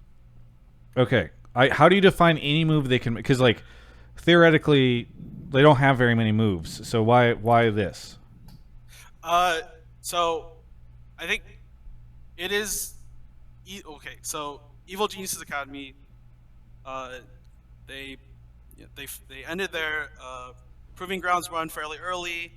Kaori had a lot of time spent building up his time and challengers queue, building up his mechanics and his champion pool. He's spent a lot of time still in America building up his play, and he's still with Evil Geniuses, and he's clearly the next best option for them. And since Danny has chosen of his own volition to step down, at least as far as we know, then this is the best option for them. But not I kind of feel like, okay, let's spice yours up a little bit. Let's spice yours up a bit. Let's go, instead of like this is their best option, because it sounds like it might be their only option, other than maybe having their coach play or something like that too. This is a great option because Kaori is going to be able to step into Danny's shoes, and it's going to be fantastic, and he's going to do a great job, and he's demonstrated that he's a great player for a while. Does that work, Nintendo Kid? Can you get behind that? Yeah, I can get behind that. I mean, Okay. if you look at his champion pool, he's able to play a lot of the same champions that Danny was able to play really well. He's able to play Jinx really well. He's able to play Ezreal very well, Zeri and Sever. But in addition to that, he can also play Kalista, and he can play Draven, which he has done in competitive games before. Danny, on the other hand, he's very little Draven or Kalista play, and you can tell from the way that Evil Geniuses have drafted since the regular season in summer that Danny just, for whatever reason, can't play Kalista in competitive matches. Okay, so you're excited about the champion pool difference between Danny and Kaori. Yeah. Okay. I would make a point about the stats, but Kaori's playing from Proving Grounds and Academy, so and Danny's playing from the LCS, so the skill difference doesn't really. Yeah, the stats don't match out. Stats don't matter. But champion pool is a difference. Yeah. Okay, Mark. B-Dice. Mark, what do you think of all this? I think that this is maybe. I mean, the point about like what other moves do they have? It's obvious that like they don't really have any other moves for this weekend. I think the bigger question is heading into Worlds. Like, can Danny mental recover, or is it boomed for a year? And I feel like, given the pressure that he's feeling, and obviously I have no inside information in this, it's probably Kaori the rest of the way through, because you don't want an Ole situation in the middle of your tournament if they should start feeling the pressure again or something like that. So I think it makes sense to stick with him the whole way. I don't think that this... I would be surprised if they can hit the same levels they hit with Danny like they did in spring and during the regular season before that this had taken effect on him as severely. So I am a little sad for EG because I don't think that they'll hit their peaks, even if Kaori does step in and do well. But the plus side is this is better than Danny being forced to like limp through Worlds or something like that if he's not feeling up for it. Mark, yeah, do you think I don't know. Do you think EG has a chance at winning this weekend? 1 week is tough. I haven't watched enough Academy to know for sure, but like the things I've heard said about him and the times that I've watched him, he seems like an LCS ready player for the most part. And it's more, my bigger concern would be like, you have less than a week to get on the same page to play 100 Thieves. Like, and not only that, but like, welcome to the LCS. Now you're going to be on stage in front of thousands of people. Yeah, that too. Like, there's a lot of like things that make a 1 week turnaround about this very difficult, less than just Kaori's individual skill, which that is the part that I'm less concerned about. And why I also think on the plus side, at least he's getting to do some on-stage shit now before he goes to Worlds, but presumably. I do think Kaori is pretty good, and I think that AD is probably the easiest role to slot into LCS. That being said, I think Danny in his peak and a lot of the EG that we think of that was like dominating was definitely because of how good Danny was performing in team fights, and I mean, I do think that matters, you know. So I think it could be a hit to the team if Kaori doesn't perform because of like the issues that you said, right? Like being on stage in front of a bunch of people, right? Like he was just playing in Academy. I don't even think they made it far enough in the season for him to get stage experience in Academy. So it's like that can take a huge effect on his gameplay. And then on top of that, I don't think that many ADCs in the league were performing as well as Danny in team fighting when he was at his peak. And I think it's going to come down to that, right? I do agree with the things said about his champ pool being better than Danny's right now. That's definitely a fact. But we'll see, right? I mean, we'll see if the other things matter more. So someone in chat mentioned he did play in TCL, of course, yes, but there's scaled stage difference as well as like pressure of the moment type thing. So coming into a sub situation, playing your first games of the year on stage in front of a fairly big stage is probably concerning. And then also, the post only said for Chicago finals weekend, yes. But we're speculating that while the post has not said more, there's no need to say more yet, but I would be surprised if, Danny's like, I'm feeling better a week later, because if they do play in play-ins, that's like 2.5 weeks away. Like, it's a very short turnaround from Chicago to Mexico City. Spica, if you want to call in on the show, Twitch chat spamming it. Feel free to join. Wait, why does Spica want to call in? I don't think he wants to call in, but people are all spamming it because it's like a Twitch meme. But I just want to put it out there that I'm fine to have. If he wants to call in, and we can hang out. Yeah, I think the biggest thing is just going to come down to what type of player he is, because there's definitely, in the past couple of years, I feel like we've seen time and time again that there are players who are clutch players who like super rise to the challenges. I mean, talking about Kaori, by the way, super rise to the challenge and can be like, they actually play way better in an environment where there's a ton of pressure put on them and they can clutch out on stage and all that stuff. And so maybe this player is that type of person who's going to be able to go out and just like kick ass and get a penta and do all this crazy stuff on the final stage.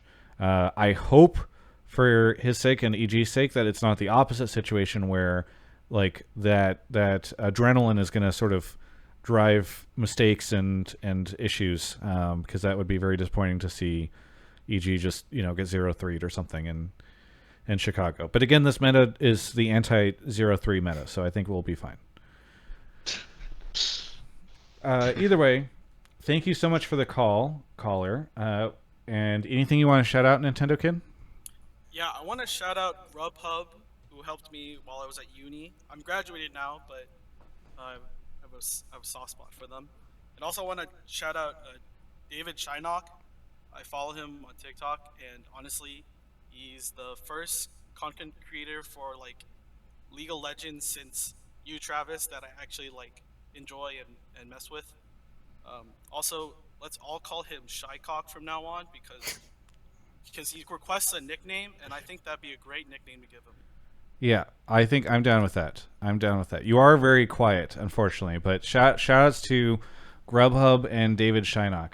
Before the next time you call on Final Nintendo Kid, please look at Alienware's headsets, because I think that we might be able to hear you better with one of them, or at least some of their mic situation. But it was good having you on the show.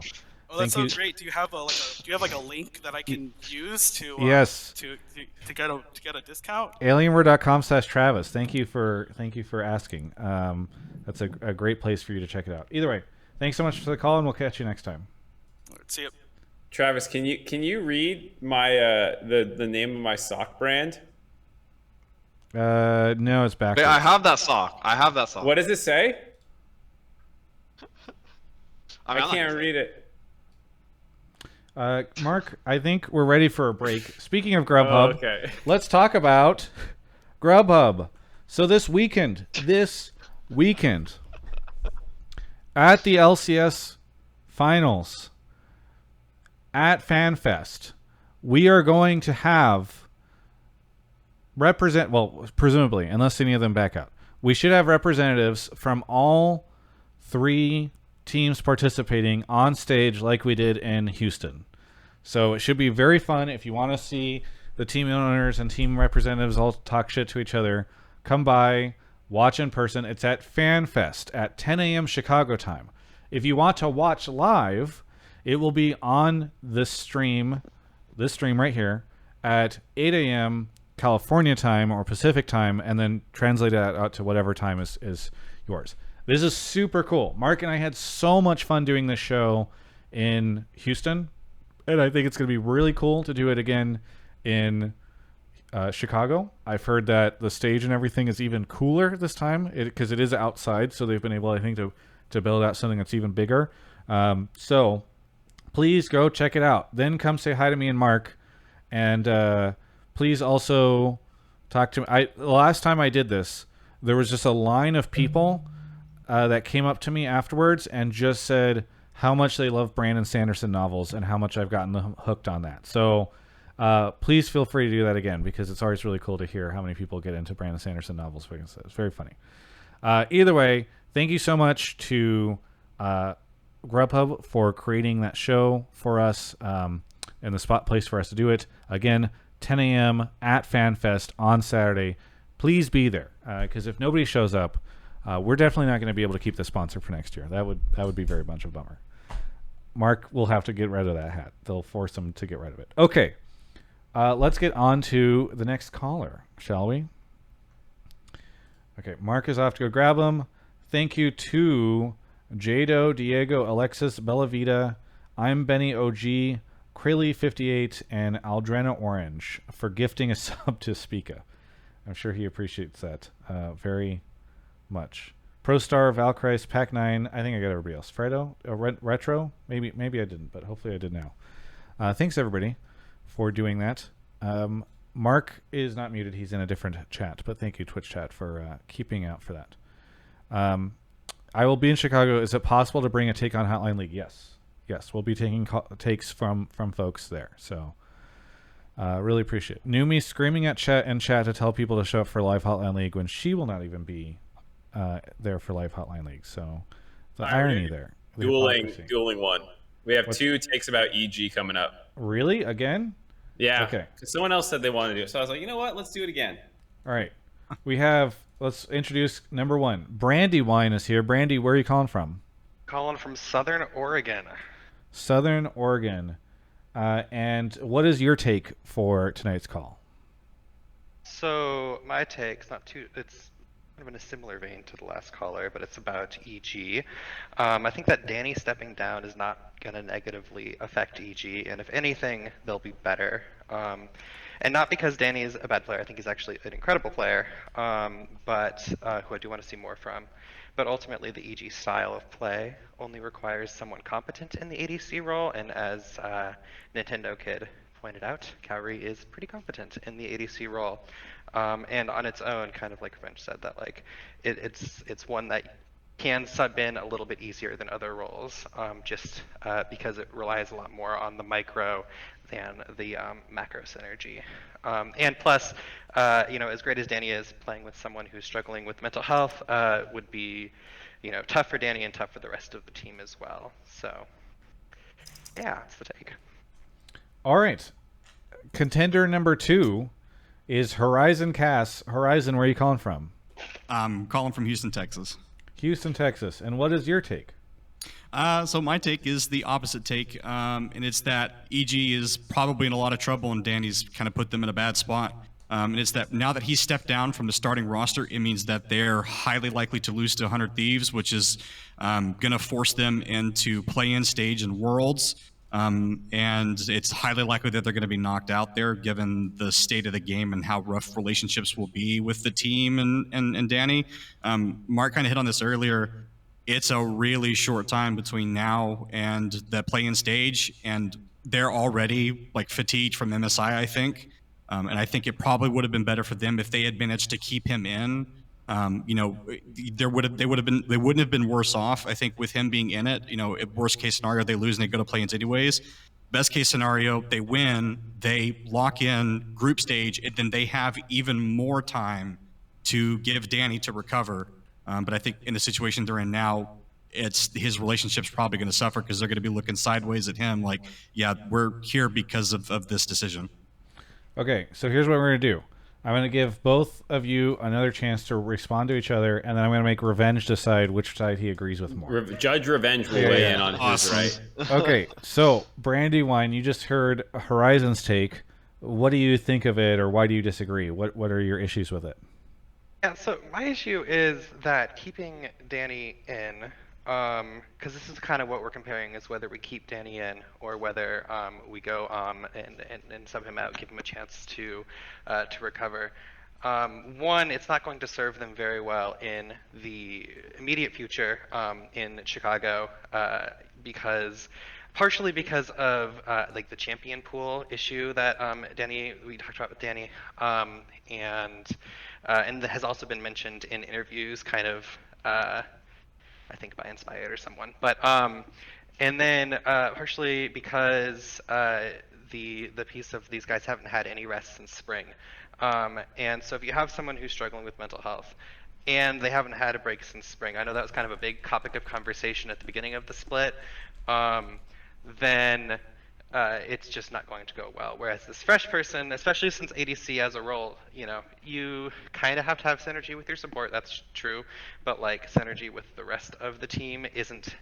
Like it's important, but it's also like as long as you can team fight well and you can, you know, take the advantages that JoJo and Inspired kind of try to feed to their bot laner, then I think like that someone slotted in will be as fine as you can be in that sort of situation. All right, Horizon, your thoughts? So I think it's interesting when you're talking about the level of players in terms of like what, you know, EG is actually going to need. I disagree on that they only need just a basic, you know, ADC to kind of fill the role. EG throughout the entire year has made it very clear that Danny is one of their star players, if not the star player. They've spent how many games funneling resources into him, and he's, you know, bought them wins with that. I think that just on a pure level perspective, like his floor is higher than, you know, the ADC that's going to be coming in for him, and his ceiling is obviously going to be even way higher than that. I think even struggling, he would be better. You know, we're talking about, you know, like the fatigue and getting set up for success. I think the fact of the matter is that, you know, when push comes to shove, they're not going to be able to fight any better without Danny, you know, with this new ADC than they would with him. You know, the fact of the matter is they've put so much pressure, all these teams have put so much pressure on EG to kind of smash their bot lane, but Danny's been this person who's kind of been able to outplay it so much. And now they're going to see that, oh, Danny's gone? Oh, now we can just ruthlessly gank you and murder your bot lane, get fed off of it, and we can win that game because you're down a major star. You're down a carry.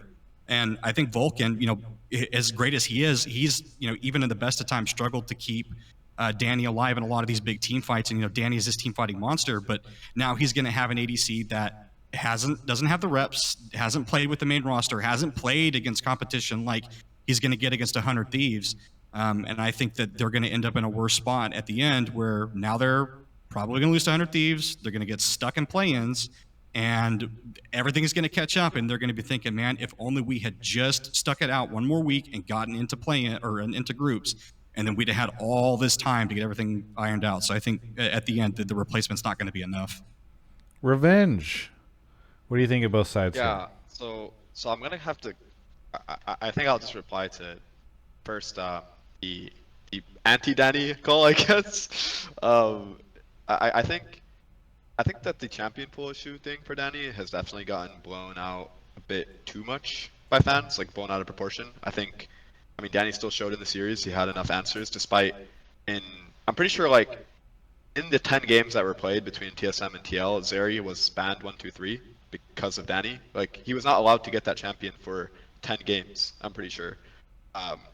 And people always say, oh yeah, champ will issue this, champ will issue that, but that's still a huge asset to have. Like, that's a 1, 2, 3 ban just deleted by the enemy team for an entire series, right? Like, and that can be pretty important. And I think, to the other caller who's pro Danny, I do think that at the end of the day, it is going to be Danny's decision, right? I don't think he was playing at his peak at all, or even close to it in the last couple series, and I do think that that does have an effect on the rest of the players as well, right? And I think that him making that decision that he's just not ready to play right now is going to have to be respected, and it's kind of like it might actually be better for the team. That being said, it is just going to be a coin flip. It's going to come down to whether Kaori can kind of fill in the shoes, right? Like, yeah, I don't know how much to put, you know, I don't know for sure how well Kaori will do, but it is going to be up to that. And you had some valid points about, you know, it's going to be hard for sure. I just want to clarify two things, just because I kind of see it. First of all, I'm for people saying that I'm saying Vulcan's bad. No. I'm a huge proponent of Vulcan, and I think that a lot of their bombing. That was me stirring shit, dude. You're good. You're good. That was me going in there and stirring shit. I was like, no. Vulcan's great. Like he's the reason. Like he's a huge part of the reason why Danny's been so successful. Like without his veterancy, they can't, you know, win. Obviously, Danny's good, but he does need help. You know, I also, again, you know, kind of respect the, you know, the whole Danny ceiling thing. I think it's you know, huge for them. So anyways. I think to throw my 2 cents in the ring too, I really like that you said that about the whole, like, the champ pool issues overblown. Like, it's true he doesn't play the early game stuff, but like a lot of people don't play that right now, you know, at least in North America. A lot of people aren't playing that way. It's better if you can, but there's also something you say about like if you're an insane team fighter or something, then you should just like play what you're good at. And like if all those are the S tier picks, would you rather play like a player who's really good at team fighting playing an A tier team fighter that's off the S tier list, but like still plays within his wheelhouse, or would you rather him pilot an S tier champion not as well and not quite their play style? You know, like obviously you can call that a champ pool issue, but like if your team's willing to do that, it's still fine. And like that's how Impact has largely played for his whole career. You know, like he's been around forever. He's gone to Worlds. He's had good performances internationally, and he plays his champions. He doesn't play Fiora. He's not going to play Camille. He's not going to counterpick you. And it would be better if he would, but like if Danny is the 80 carry Impact, it is what it is kind of thing. You know, like I guess that would be my 2 cents on that. It's like you can it is one dimensional, but you can be really good at that one dimension.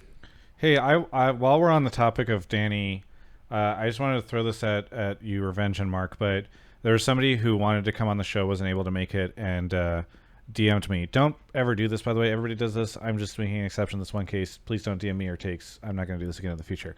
But they wrote, hi, new league fan. Started watching in 2020, and I started watching Hotline League this year. Even saw you live in Houston.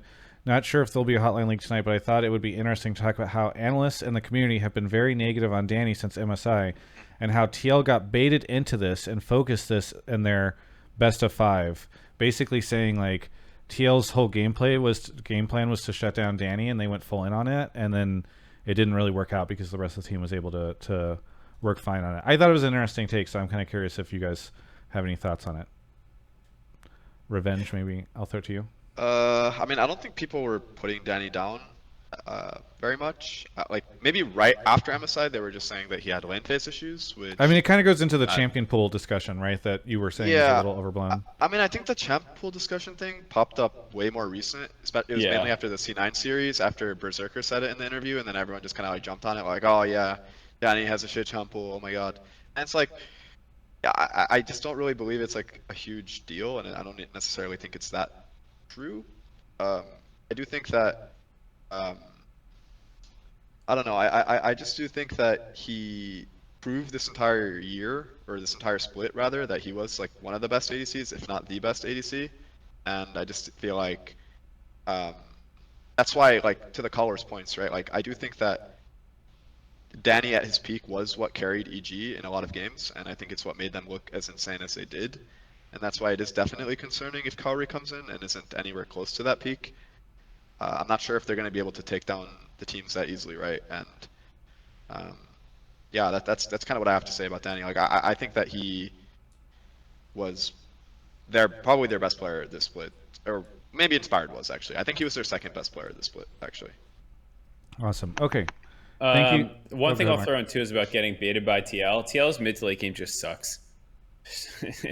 Like they killed Danny bot lane pre 5 minutes, like what, 3 or 4 out of the 5 games, and their inability to close with leads has been their problem all year, especially in summer. We like talked about this so many times, and they were still that team in this final series where they're not contesting soul point. They're just giving free Mountain Drake over because they're like, we don't have a way in. Fuck it, give it to them. You know, like.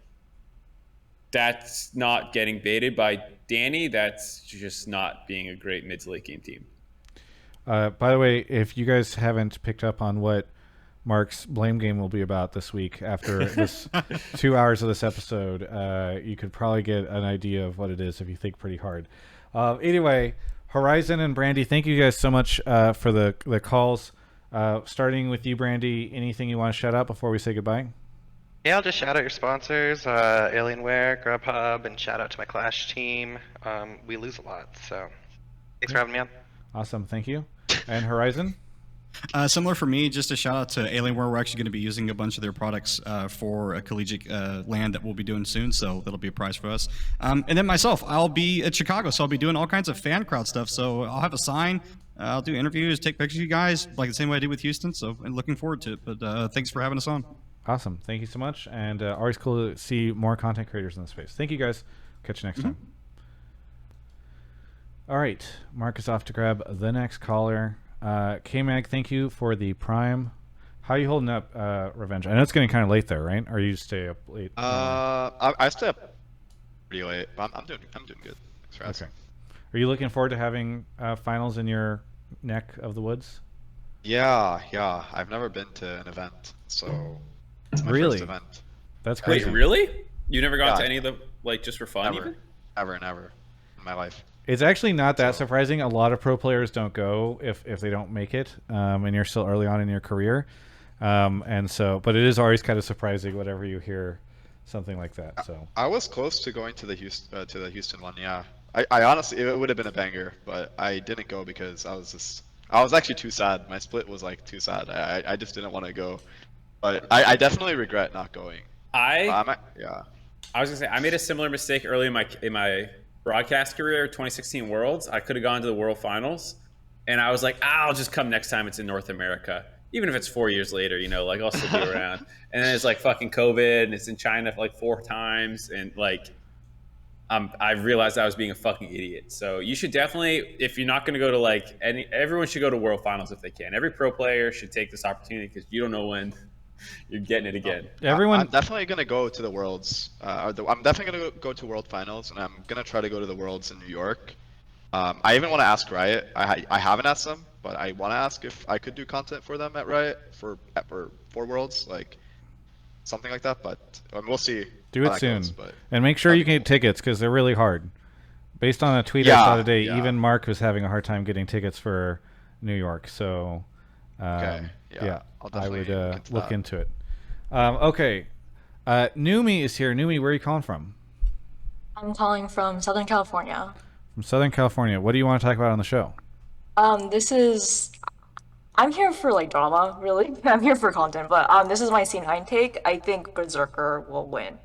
Oh, sorry. Like C9 will win finals because of Berserker. Numi, sorry. Twitch chat was saying that we hate C9 and that we don't do any C9 takes, so we're gonna have to say goodbye for this call. But it was really nice for you League to. on Saturday, 8 a.m. Pacific Standard Time. Y'all should show up. No, I'm just kidding. Okay, so you think C9 is gonna win, and you think why? Because Berserker? Is that what you're saying?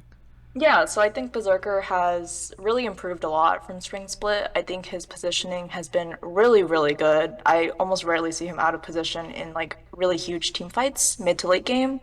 I think the team plays around him really well.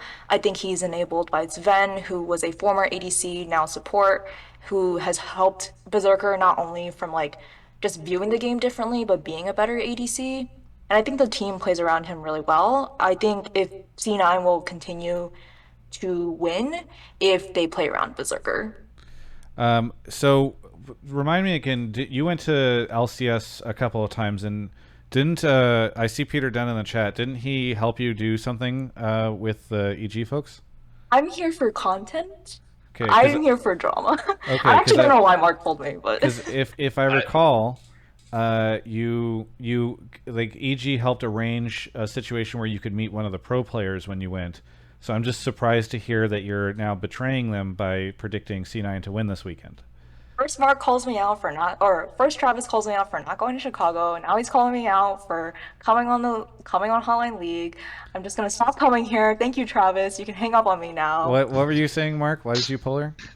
Okay, I just said I needed a C9 take, and she said that C9 are going to win finals because of Berserker, and I'm like, good enough.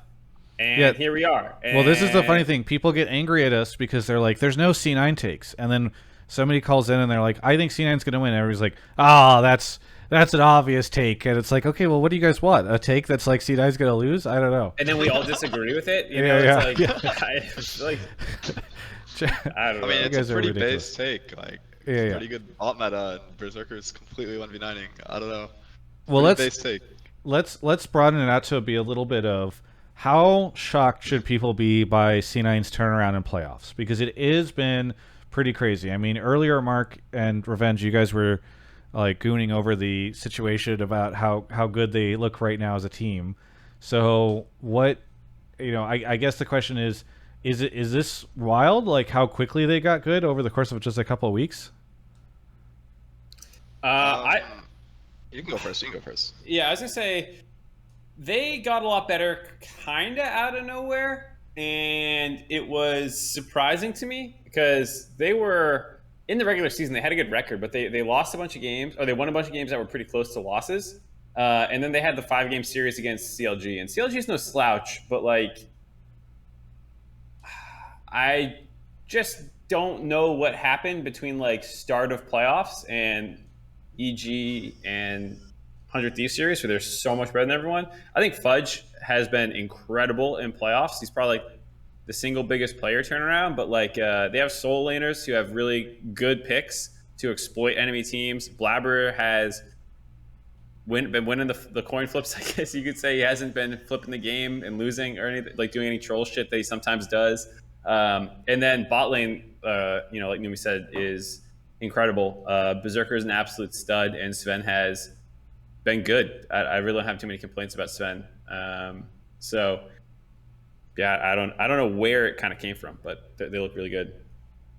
Revenge. Yeah, I mean, you kind of covered it, right? Like, I think that Fudge just kind of coming back in on a lot of his carry champions and performing is really, really important. I think the top meta kind of changed, where people have just been blinding like certain champions that are definitely exploitable, and that certain players in the league have not had champion pools to exploit those champions, like blind pick Aatrox, for example. Fudge played Gnar, he played Kennen, he played Camille into Ornn, and he had great performances on all of these kind of things, right? Like, I think that that's really important for a top laner right now, and I think that it's good that he is doing that, because I think that that's going to be important for Worlds as well, when he's competing against the better top laners. And then I think that, yeah, Blabber has stopped being inconsistent, which has been a huge issue for them in a lot of their best of 1 games, where it's just like he'll just randomly get caught, he'll randomly into team fight, and then the game's just lost. But that's just not happening as much. And then Sven's laning just got better too. Like, the fact that Sven and Berserker are actually winning lane now, and then Berserker is just Berserker out of lane with these OP ADCs, like, it's pretty good. Yeah, they're looking really solid. And then, of course, is Jensen, who's just been, I think, playing pretty consistently the whole split, and is still playing consistently, right? And I think that's why he's been going to Worlds so consecutively. He's just a really consistent player when it matters, especially. So that's like my take on C9. Yeah, the other thing too is that we pulled a stat about like how much AD carry, gold share, damage percent, like all the like late game stats went up in postseason, and it's like dramatic. And when Berserker is, he was, people don't remember this, but like back in spring split, there was an AD carry tier list that people were doing. He was already like breaking into #1 for a lot of people, and I think it's fair to say that everyone knows that he can be absolutely insane when he's on, and he's on right now. So yeah, you have the best AD carry in the league, best top laner in the league right now, a jungler who can be the best, a mid laner who can be the best. It's like when they're firing on all cylinders, this is why a lot of people thought when you saw this team on paper that they could go to Worlds, and now they're sitting in winners final, or already in grand final. I made this as a joke tweet during the weekend, but it feels more potential now. What are the chances that, especially given, you know, we don't know what EG is going to look like, C9 seems so good, that after all these 4 and 5 game series, we just get 2 3-0s this weekend in Chicago? Because it feels like it could happen, right? Like, it's gonna happen, dude. Don't say it. EG is gonna be boomed. They're gonna lose to 100 Thieves. 100 Thieves is gonna make finals and just get ran back by C9, destroyed. I think it's really unlikely. I mean, okay, the other thing we didn't talk about C9 is their drafting is actually really good. Like, I mean, that's like another thing we can talk about, but draft is like, it's actually funny. A lot of people think it's like just the coach. It's actually both the coach and the players. So props to both of them for having like really good drafts that I think like suit their styles and actually suit the meta. I think draft is like a huge reason a lot of the teams as well in playoffs look as weird and bad as they do. Especially TL, by the way. Yeah, especially they're TL. Already dead, man. Why you gotta TL catching so many strays? I mean, it's like because like the thing is that was really triggering me about TL is like, whenever they drafted well, like to their style, they would actually look really good, and then when they didn't, they just looked really bad. And that's not to like flame their coaching staff, because I like I said, I actually think draft is majority on players at some point too, and I can't really imagine what the staff at TL is going through in terms of managing the veterans and managing them in draft, because like are you really gonna just tell Bjergsen no, like in draft? Like, no, bro, like lock in this champ. Like, I think, I don't know. I don't know what it was, but, or like to tell Blippo, like, yeah, Blippo, we're gonna ban Aatrox. Like, no, I want to play Urgot. Okay, play Urgot. Like, I don't know how that went, but it's like, yeah, draft is like really important. And I don't really think C9's struggling at all with it. I feel like they have good pools. They're playing the meta. They're playing good team comps. They're counter picking where they should counter pick. I don't know. Like, I haven't had a problem with any C9 draft yet in a while. So that's pretty important. Final thing before we leave this conversation. What did we think about Fudge telling Cloud9 fans to go fuck themselves? I mean, I don't think he said, like, it's weird because it's been reinterpreted that way. I think he just said, like, if you didn't believe in us, go fuck yourself, right? No, he told the haters to straight up go fuck themselves. And then Gabby asked, like, hey, what do you think? Do you have any words to say to, like, your fans? And he said, keep doubting us. All he said was keep doubting us. He didn't say to go fuck themselves, right? No. You're misinterpreting me. He Okay. said, go fuck yourself to the haters. Yes. He said that. Go fuck yourself. He said a bunch of other stuff before that, too. He was like, Sure. he like ramped up to the go fuck yourself, chilled out a little bit. And then she was like, all right, well, anything you got to say to your fans? Because, like, not the haters. And he said, keep doubting or something. Yeah. I don't interpret it that way, I guess, but I don't. Well, you I also don't- didn't watch it, so I don't know how you're going to interpret it. I did, because I was in the room at the time. But that's why I'm confused, because I don't remember him saying that. And then you've told me multiple times the same thing that doesn't sound like him telling the C9 fans to go fuck themselves. The point is, what you're saying. He says to the haters, go fuck yourselves, and then he says to the fans, keep doubting us. That is not, the transitive property does not get employed here. I didn't say he said to the fan thing was a joke. I said one time. And then he said, he was pretty salty, it sounded like, at the fans. That's all it said. Was he salty at the fans, or was he salty at Freak? People don't know. Let's be People honest are here. confused. Like, was that the clapback at Freak that we've all been waiting for, and we just didn't know? Like, ooh, that would be a good calling one. him an idiot. Oh, I think here's the thing I would say to defend Fudge too, is like there's a lot of fans coming out of the fucking woodworks right now who are all like, I always love C9. I wasn't giving them shit about the systems or this or that in spring that Fudge had to go through, I'm sure. And so, like, you know, and even during spring, I doubted. I went from having them as making worlds to like week 6. I was like, nah, they're not making it. You know, so like, I don't You think also doubted CLG, Mark. You also doubted CLG. They didn't make it, so that's fine. But like, I don't blame players for getting salty. Like when they pop off, and then they're gonna go after they win. You know, they want to say something. You know, like I'm not flaming Fudge for that, but I'm just saying that like I think there was some pent up emotion about the kind of like haters, as he said, that a lot of them were C9. Like a lot of them were not C9 fans too, but there are also a lot of people who were upset about everything that happened in spring, I think. I look, it's very funny. So I put out these Fudge interviews, and in them, Fudge is just trolling and being ridiculous. And then there's a ton of people that comment, and they're like, ugh, what a useless interview. And I guess I get it for some people, but like, I don't know. Dude's actually doing good. Like, he's not being generic in interviews. There's a reason I interviewed him back to back. It's because he's doing silly things. He's like, not just being like, yeah, you know, we expect to win. It's just, for me, I really like interviewing Fudge. He has a lot of personality. He puts a lot out there. I honestly don't really care. Unless he's saying something that's like outrageously offensive or, you know, inappropriate, I just don't. And I wouldn't list that way. Like, I'm super happy he's in the league. And if some of you guys don't like him, great. Honestly, we need more players that people don't like in some ways. Like, for a long time, we've just had the most milquetoast players, you know? Revenge just comes out there and is like, thanks, everyone. See you later. Enjoyed the game. You know, I'm like, give me some interesting people. Yeah. That's flame.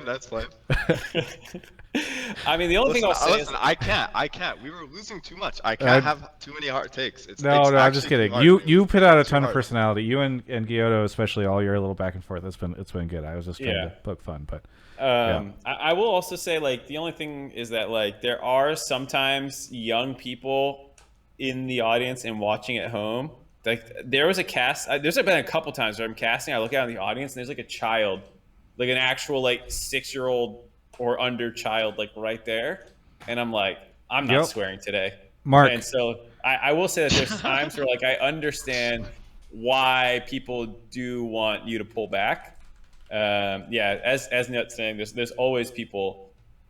There's always a lot of kids, like not just like 12-year-olds who I think everyone knows they're swearing and saying fuck and whatnot, but like there's also a lot of like actual children. Yeah. Hang on, let me pull this up. Sorry, it's going to be very bright on screen, so everybody get used to the flashbang. But I just want to pull this up. Okay, Mark, here we go. This is the League of Legends rating, T for teen, baby. All right, I don't care if there's a kid in the audience. This is a teen-rated game. Blood and fantasy violence. It doesn't say language anywhere on there. They thought it was safe for the earmuffs. They probably have blindfolds dude, on. Dude, it was the violence extends to the way that some people talk in this game. I'll just put it that way. I don't know. I just am not super sympathetic to that stuff. All right. Anyway, Numi, what do you think of swearing on the broadcast? Do you think people shouldn't do that? I don't mind the swearing like near the end of broadcast. I think that creates great content. I feel like in the middle, like when you're casting a game, sometimes it can be distracting. But I feel like since the majority of LCS watchers are, I'm gonna say 16 plus, like I think it's fine. Yes, that's the correct answer. Thank you, Numi. Anything you want to shout out before we go on to our last caller? Yeah, all my friends I've made on LCS Twitter, Grubhub, please come to Hotline League on Saturday, and shout out Dokla. He has a really cool stream. Awesome. Thank you so much. We'll catch you next time. Bye. Revenge predictions for finals weekend. EG versus 100 Thieves. I think 100 will take it probably 3-2. 3-2. Yeah, it'll be a banger, but I think 100 will take it. 100 Thieves 3-1. It does suck. Like I can't just blindly put my faith in Kaori. Like I do think he'll be good. I do think that if Inspired and Impact especially like play that they're high level, they'll do well. But like I think that the same can be said for Someday and Closer. Like I think those are really consistent and clutch players, and they don't have that Danny factor anymore, right? And it's a bot lane meta, and I don't know. It's hard for me to say that they'll be 100 Thieves. That's all I'll say. I'm with you on that one. All right, C9 versus 100. We both agree C9. What is it though? Probably 3-1. Probably 3-1 C9. Yeah, I could see that being a 3-1. Yeah. I just think I think Fudge counters Someday. Like no joke, he's just Someday's counter. Like Someday can't just blind his Aatrox, blind his Ornn and chill. Like he just can't. So there was a caller who came on and said that C9 was going to win finals. They came on and they were last week. They were talking about shit, and I was like, nope, not going to happen. They're not winning finals. And one of the big things for me was if Someday can do that, just kind of slam his stuff and be okay into Fudge. And other than the one time Fudge just blinded Ornn to take it away, and then Someday played Gwen, Someday won that matchup every other game. Or excuse me, Fudge won the individual matchup every game that he didn't just blind Ornn into Someday. So I mean that was the one game they lost too, right? Like yeah. So I got that one really wrong, and then I said that the other thing I said was like I'm sure FBI will play the lane dominant stuff into Berserker's Ven, and then they tried that and they got slammed with they were down like 30 CS in the Lucian game. So like both the things I said that I thought would like be a something to control C9 coming off their EG series, I was fucking wrong about. So I learned my lesson, C9 fans. I'm sorry. I got destroyed. Both points I made were wrong. C9 are going to win the series now. Yeah, it's going to be, I don't know. I do think the 100 EG one will be really close. It can honestly go either way, I think. Depending on draft 2 and depending on how Kaori plays. Like I feel like halfway through the series, based on how Kaori's playing, you could probably make a better judgment on that. Yeah. But C9, I don't know. I do think C9 right now is just looking like the best by far, just overall. So yeah, it's gonna be spicy. That's for sure. All right. Spicy. Let's get our last caller in. Mark is off to grab him. Thank you to everyone who's been watching. Please stick around after the show because ending on the most hyped topic of the night. Travis will love this one. Let's do it. Oh God! Normally, whenever Mark says Travis will love it. He means it's the least hype. Legitor, thank you for calling. Where are you calling from? I'm calling from Minnesota. Minnesota. What do you want to talk about on the show? My take is that it is in TSM's best interest to buy out the TLA roster in the offseason. And to go more into that, I think it's partly due to TSM's bot lane weakness right now. I mean, Chime was showing up in playoffs, but I don't think Instinct was that good. I think Tactical is the reason they didn't make it farther in playoffs. I mean, I don't know what happened to Mia. She's sitting in Academy, I believe, right now. And if we go back to the lock-in tournament, I believe Core GJ said something along the lines of Ayla being the second best support in LCS. And now whether or not he actually is top 2 or not, I think Core GJ is somebody that is a credible source, and leaving a talent like that in Academy right now is kind of a waste. And more so to the TSM side, right now they have a bad perception of their org right now, just with all the drama throughout the year, whether that's like Reggie, Peter Zhang, or all the roster moves. And so I think something they can do to bring, I guess, hype or love from the fans back to the org is bring up a TLA, the Academy roster. What about Bradley versus Solo? Your take on that? Bradley versus Solo.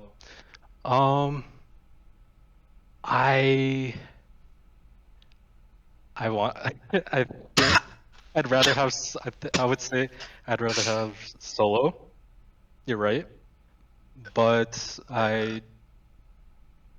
Solo is a definite like better option than Bradley, but I think TSM needs to kind of drop their "we are a top org" ego and actually do something to bring the fans back into their org. So, one, I don't know if just picking up a bunch of players that the vast majority of LCS people don't know is a great way to bring fans in. I understand what you mean. It's like a nice narrative, but I think the bigger reason why this will never happen is because Andy Din's ego would never allow himself to purchase Steve's Academy roster and just run that as his 5 players for the LCS league. I just don't. I would be shocked if that ever ended up happening. So I know you said they need to drop their ego, but I just don't. Revenge. That's you were making a lot of faces there. Was it only about the top side thing, or was it about the overall idea as a whole? I mean, I don't think Harry or Bradley are anywhere. Like, I don't really think they're. I don't know. I really don't like to I guess say whether a player is LCS ready or not, but just I don't really think Bradley is gonna be better than Solo. I don't think he's even like a fraction of a player that Solo is. I feel like they should keep Solo if they're gonna keep anyone, and I do think that Bradley just needs way more time in Academy. I mean, he role swapped from mid to top. And then I also think that Harry over Maple, I mean, you can argue it, but it's just like, I think the only, I don't know. I just don't know. I don't know. Can I go over my opinion again about this roster? So my thing is their bot lane is kind of like the selling point of this roster, I think. So Ayla and Yon, I think, are pretty decent, and we saw that in lock-in. And so I think this roster as a general is something that should be developed more in the LCS. And something I have kind of thought as we brought in this new lock-in tournament is we should try and bring in like the #1 academy team into the lock-in tournament so they can kind of get some LCS experience as well. But I don't know why they'd only be playing against other academy players. Ha! Nice I guess so. Visa and everything. Hopefully that'll be good for next year. But here's what I'll give you to the caller is that like I was talking about a couple episodes ago about how North America doesn't seem to believe in prodigies or like even the concept of like players that are doing well getting stuck onto a top team. Very, very few teams have done that outside of C9. Yeah, and like TSM once with Bio, really. I mean, they tried it with Glebe, I guess. You could say they tried it with Mike Young, I guess. But like, I like the idea of like having stacked talent and then grabbing what you think is the best player in that role in academy that like you need to fill. If you're like a good team, you can probably go get that guy. And I think that's an acceptable risk for a lot of these teams, especially if you have someone like Solo in your back pocket or whatever, you know, not that Bradley's who they should be taking the risks on for other people. But like, yeah, I don't know. I would love to see more. I know Travis does not think it's cool, but I think if you do a good job of hyping up these players, like people will get excited about them. Like people are excited about like when Gumayushi debuted in Korea, and like just like young talent is exciting in other regions. It can be exciting in NA too. JoJo worked. I mean, I think like what EG did, where you have like veterans and you integrate some rookies in roster, is a great formula. And I just think that, for example, like TSM has Soul, right? Who I think in a few years can definitely, maybe not a few years, maybe in like a year, can definitely get LCS ready. And I just feel like having a veteran like Solo on the roster and then kind of moving up Soul when he's ready is a lot better of an idea than just like getting another rookie like Bradley and just throwing him in LCS. I just think that it makes sense if you're a GM thinking about it like that. But I mean, yeah, I guess it's up to kind of what TSM wants to do, right? Like whether they want to go into the development route or like maybe they want to get more LPL Academy players and roll with them, right? Like who knows? Who knows? Like what they'll decide, right? But yeah, I don't know. Also Chime, I mean, we talked about him earlier, but I feel like he should definitely stay as well. Like he showed he was really, really good for the team, honestly, and he was kind of put in a really weird situation, playing with like 2 different ADCs, and he still looked pretty good. So shout out to him. Thanks so much, Legidor, for the call. Anything that you want to shout out before we wind down the show? I'd like to shout out Spica. I hope he finds an amazing contract in this offseason. I'd like to shout out Alienware. That's my first PC I ever got. And yeah, that'll be it. Thank you. Yeah, thank you so much for the call. We'll catch you next time. All right, that is the show. Stick around because afterwards I'm going to be showing the latest surprise test to people who are watching on stream, because I just like to encourage you guys to stick around, and because I'm going to be doing a watch party for something that Mark will find interesting that I'm doing a watch party for. Let's see. What is... Oh, Revenge. We're getting some weird... Do you have a fan that suddenly turned on? What's going on in the background there? I'm not sure. I don't think I changed any noises. A lot louder. That's okay. We're going to wind down the show. It's the end of the show. Let's just get out. Yes. All right. I know, Mark. Okay, so I'm going to turn down Revenge. Mark, what do you got for us? What do you want to shout out? Not much. Gonna shout out the Blame Game coming out this week. Gonna shout out. That's it. Is there anything else big that's happening this week, Mark? Thanks, Revenge, for coming on. Anything else, Mark, that's worthy of a shout out that you're working on, you're participating in? The dive? Any big things happening? Chicago? In Chicago. Finals. What's happening Saturday morning, Mark? Waiting room's happening Saturday morning, dude. Revenge. Online League live with Grubhub. Woo! FanFest. Woo! Revenge. What do you want to shout out here at the end?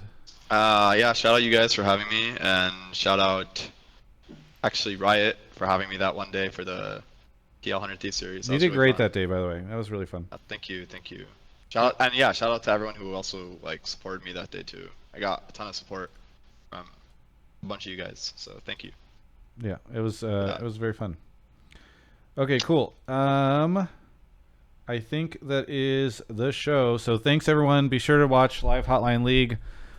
Jack will be there. He's in the chat right now, but he'll be on the show. Spoiler alert. So please tune in. It'll be fun. Mark and I are gonna have a good time. Mark can stay longer now. We got his mom to let him stay out longer, so he can do that. Stick around on the stream. Thanks, Revenge. Thanks, Mark. We'll see you all in Chicago this weekend. Woo!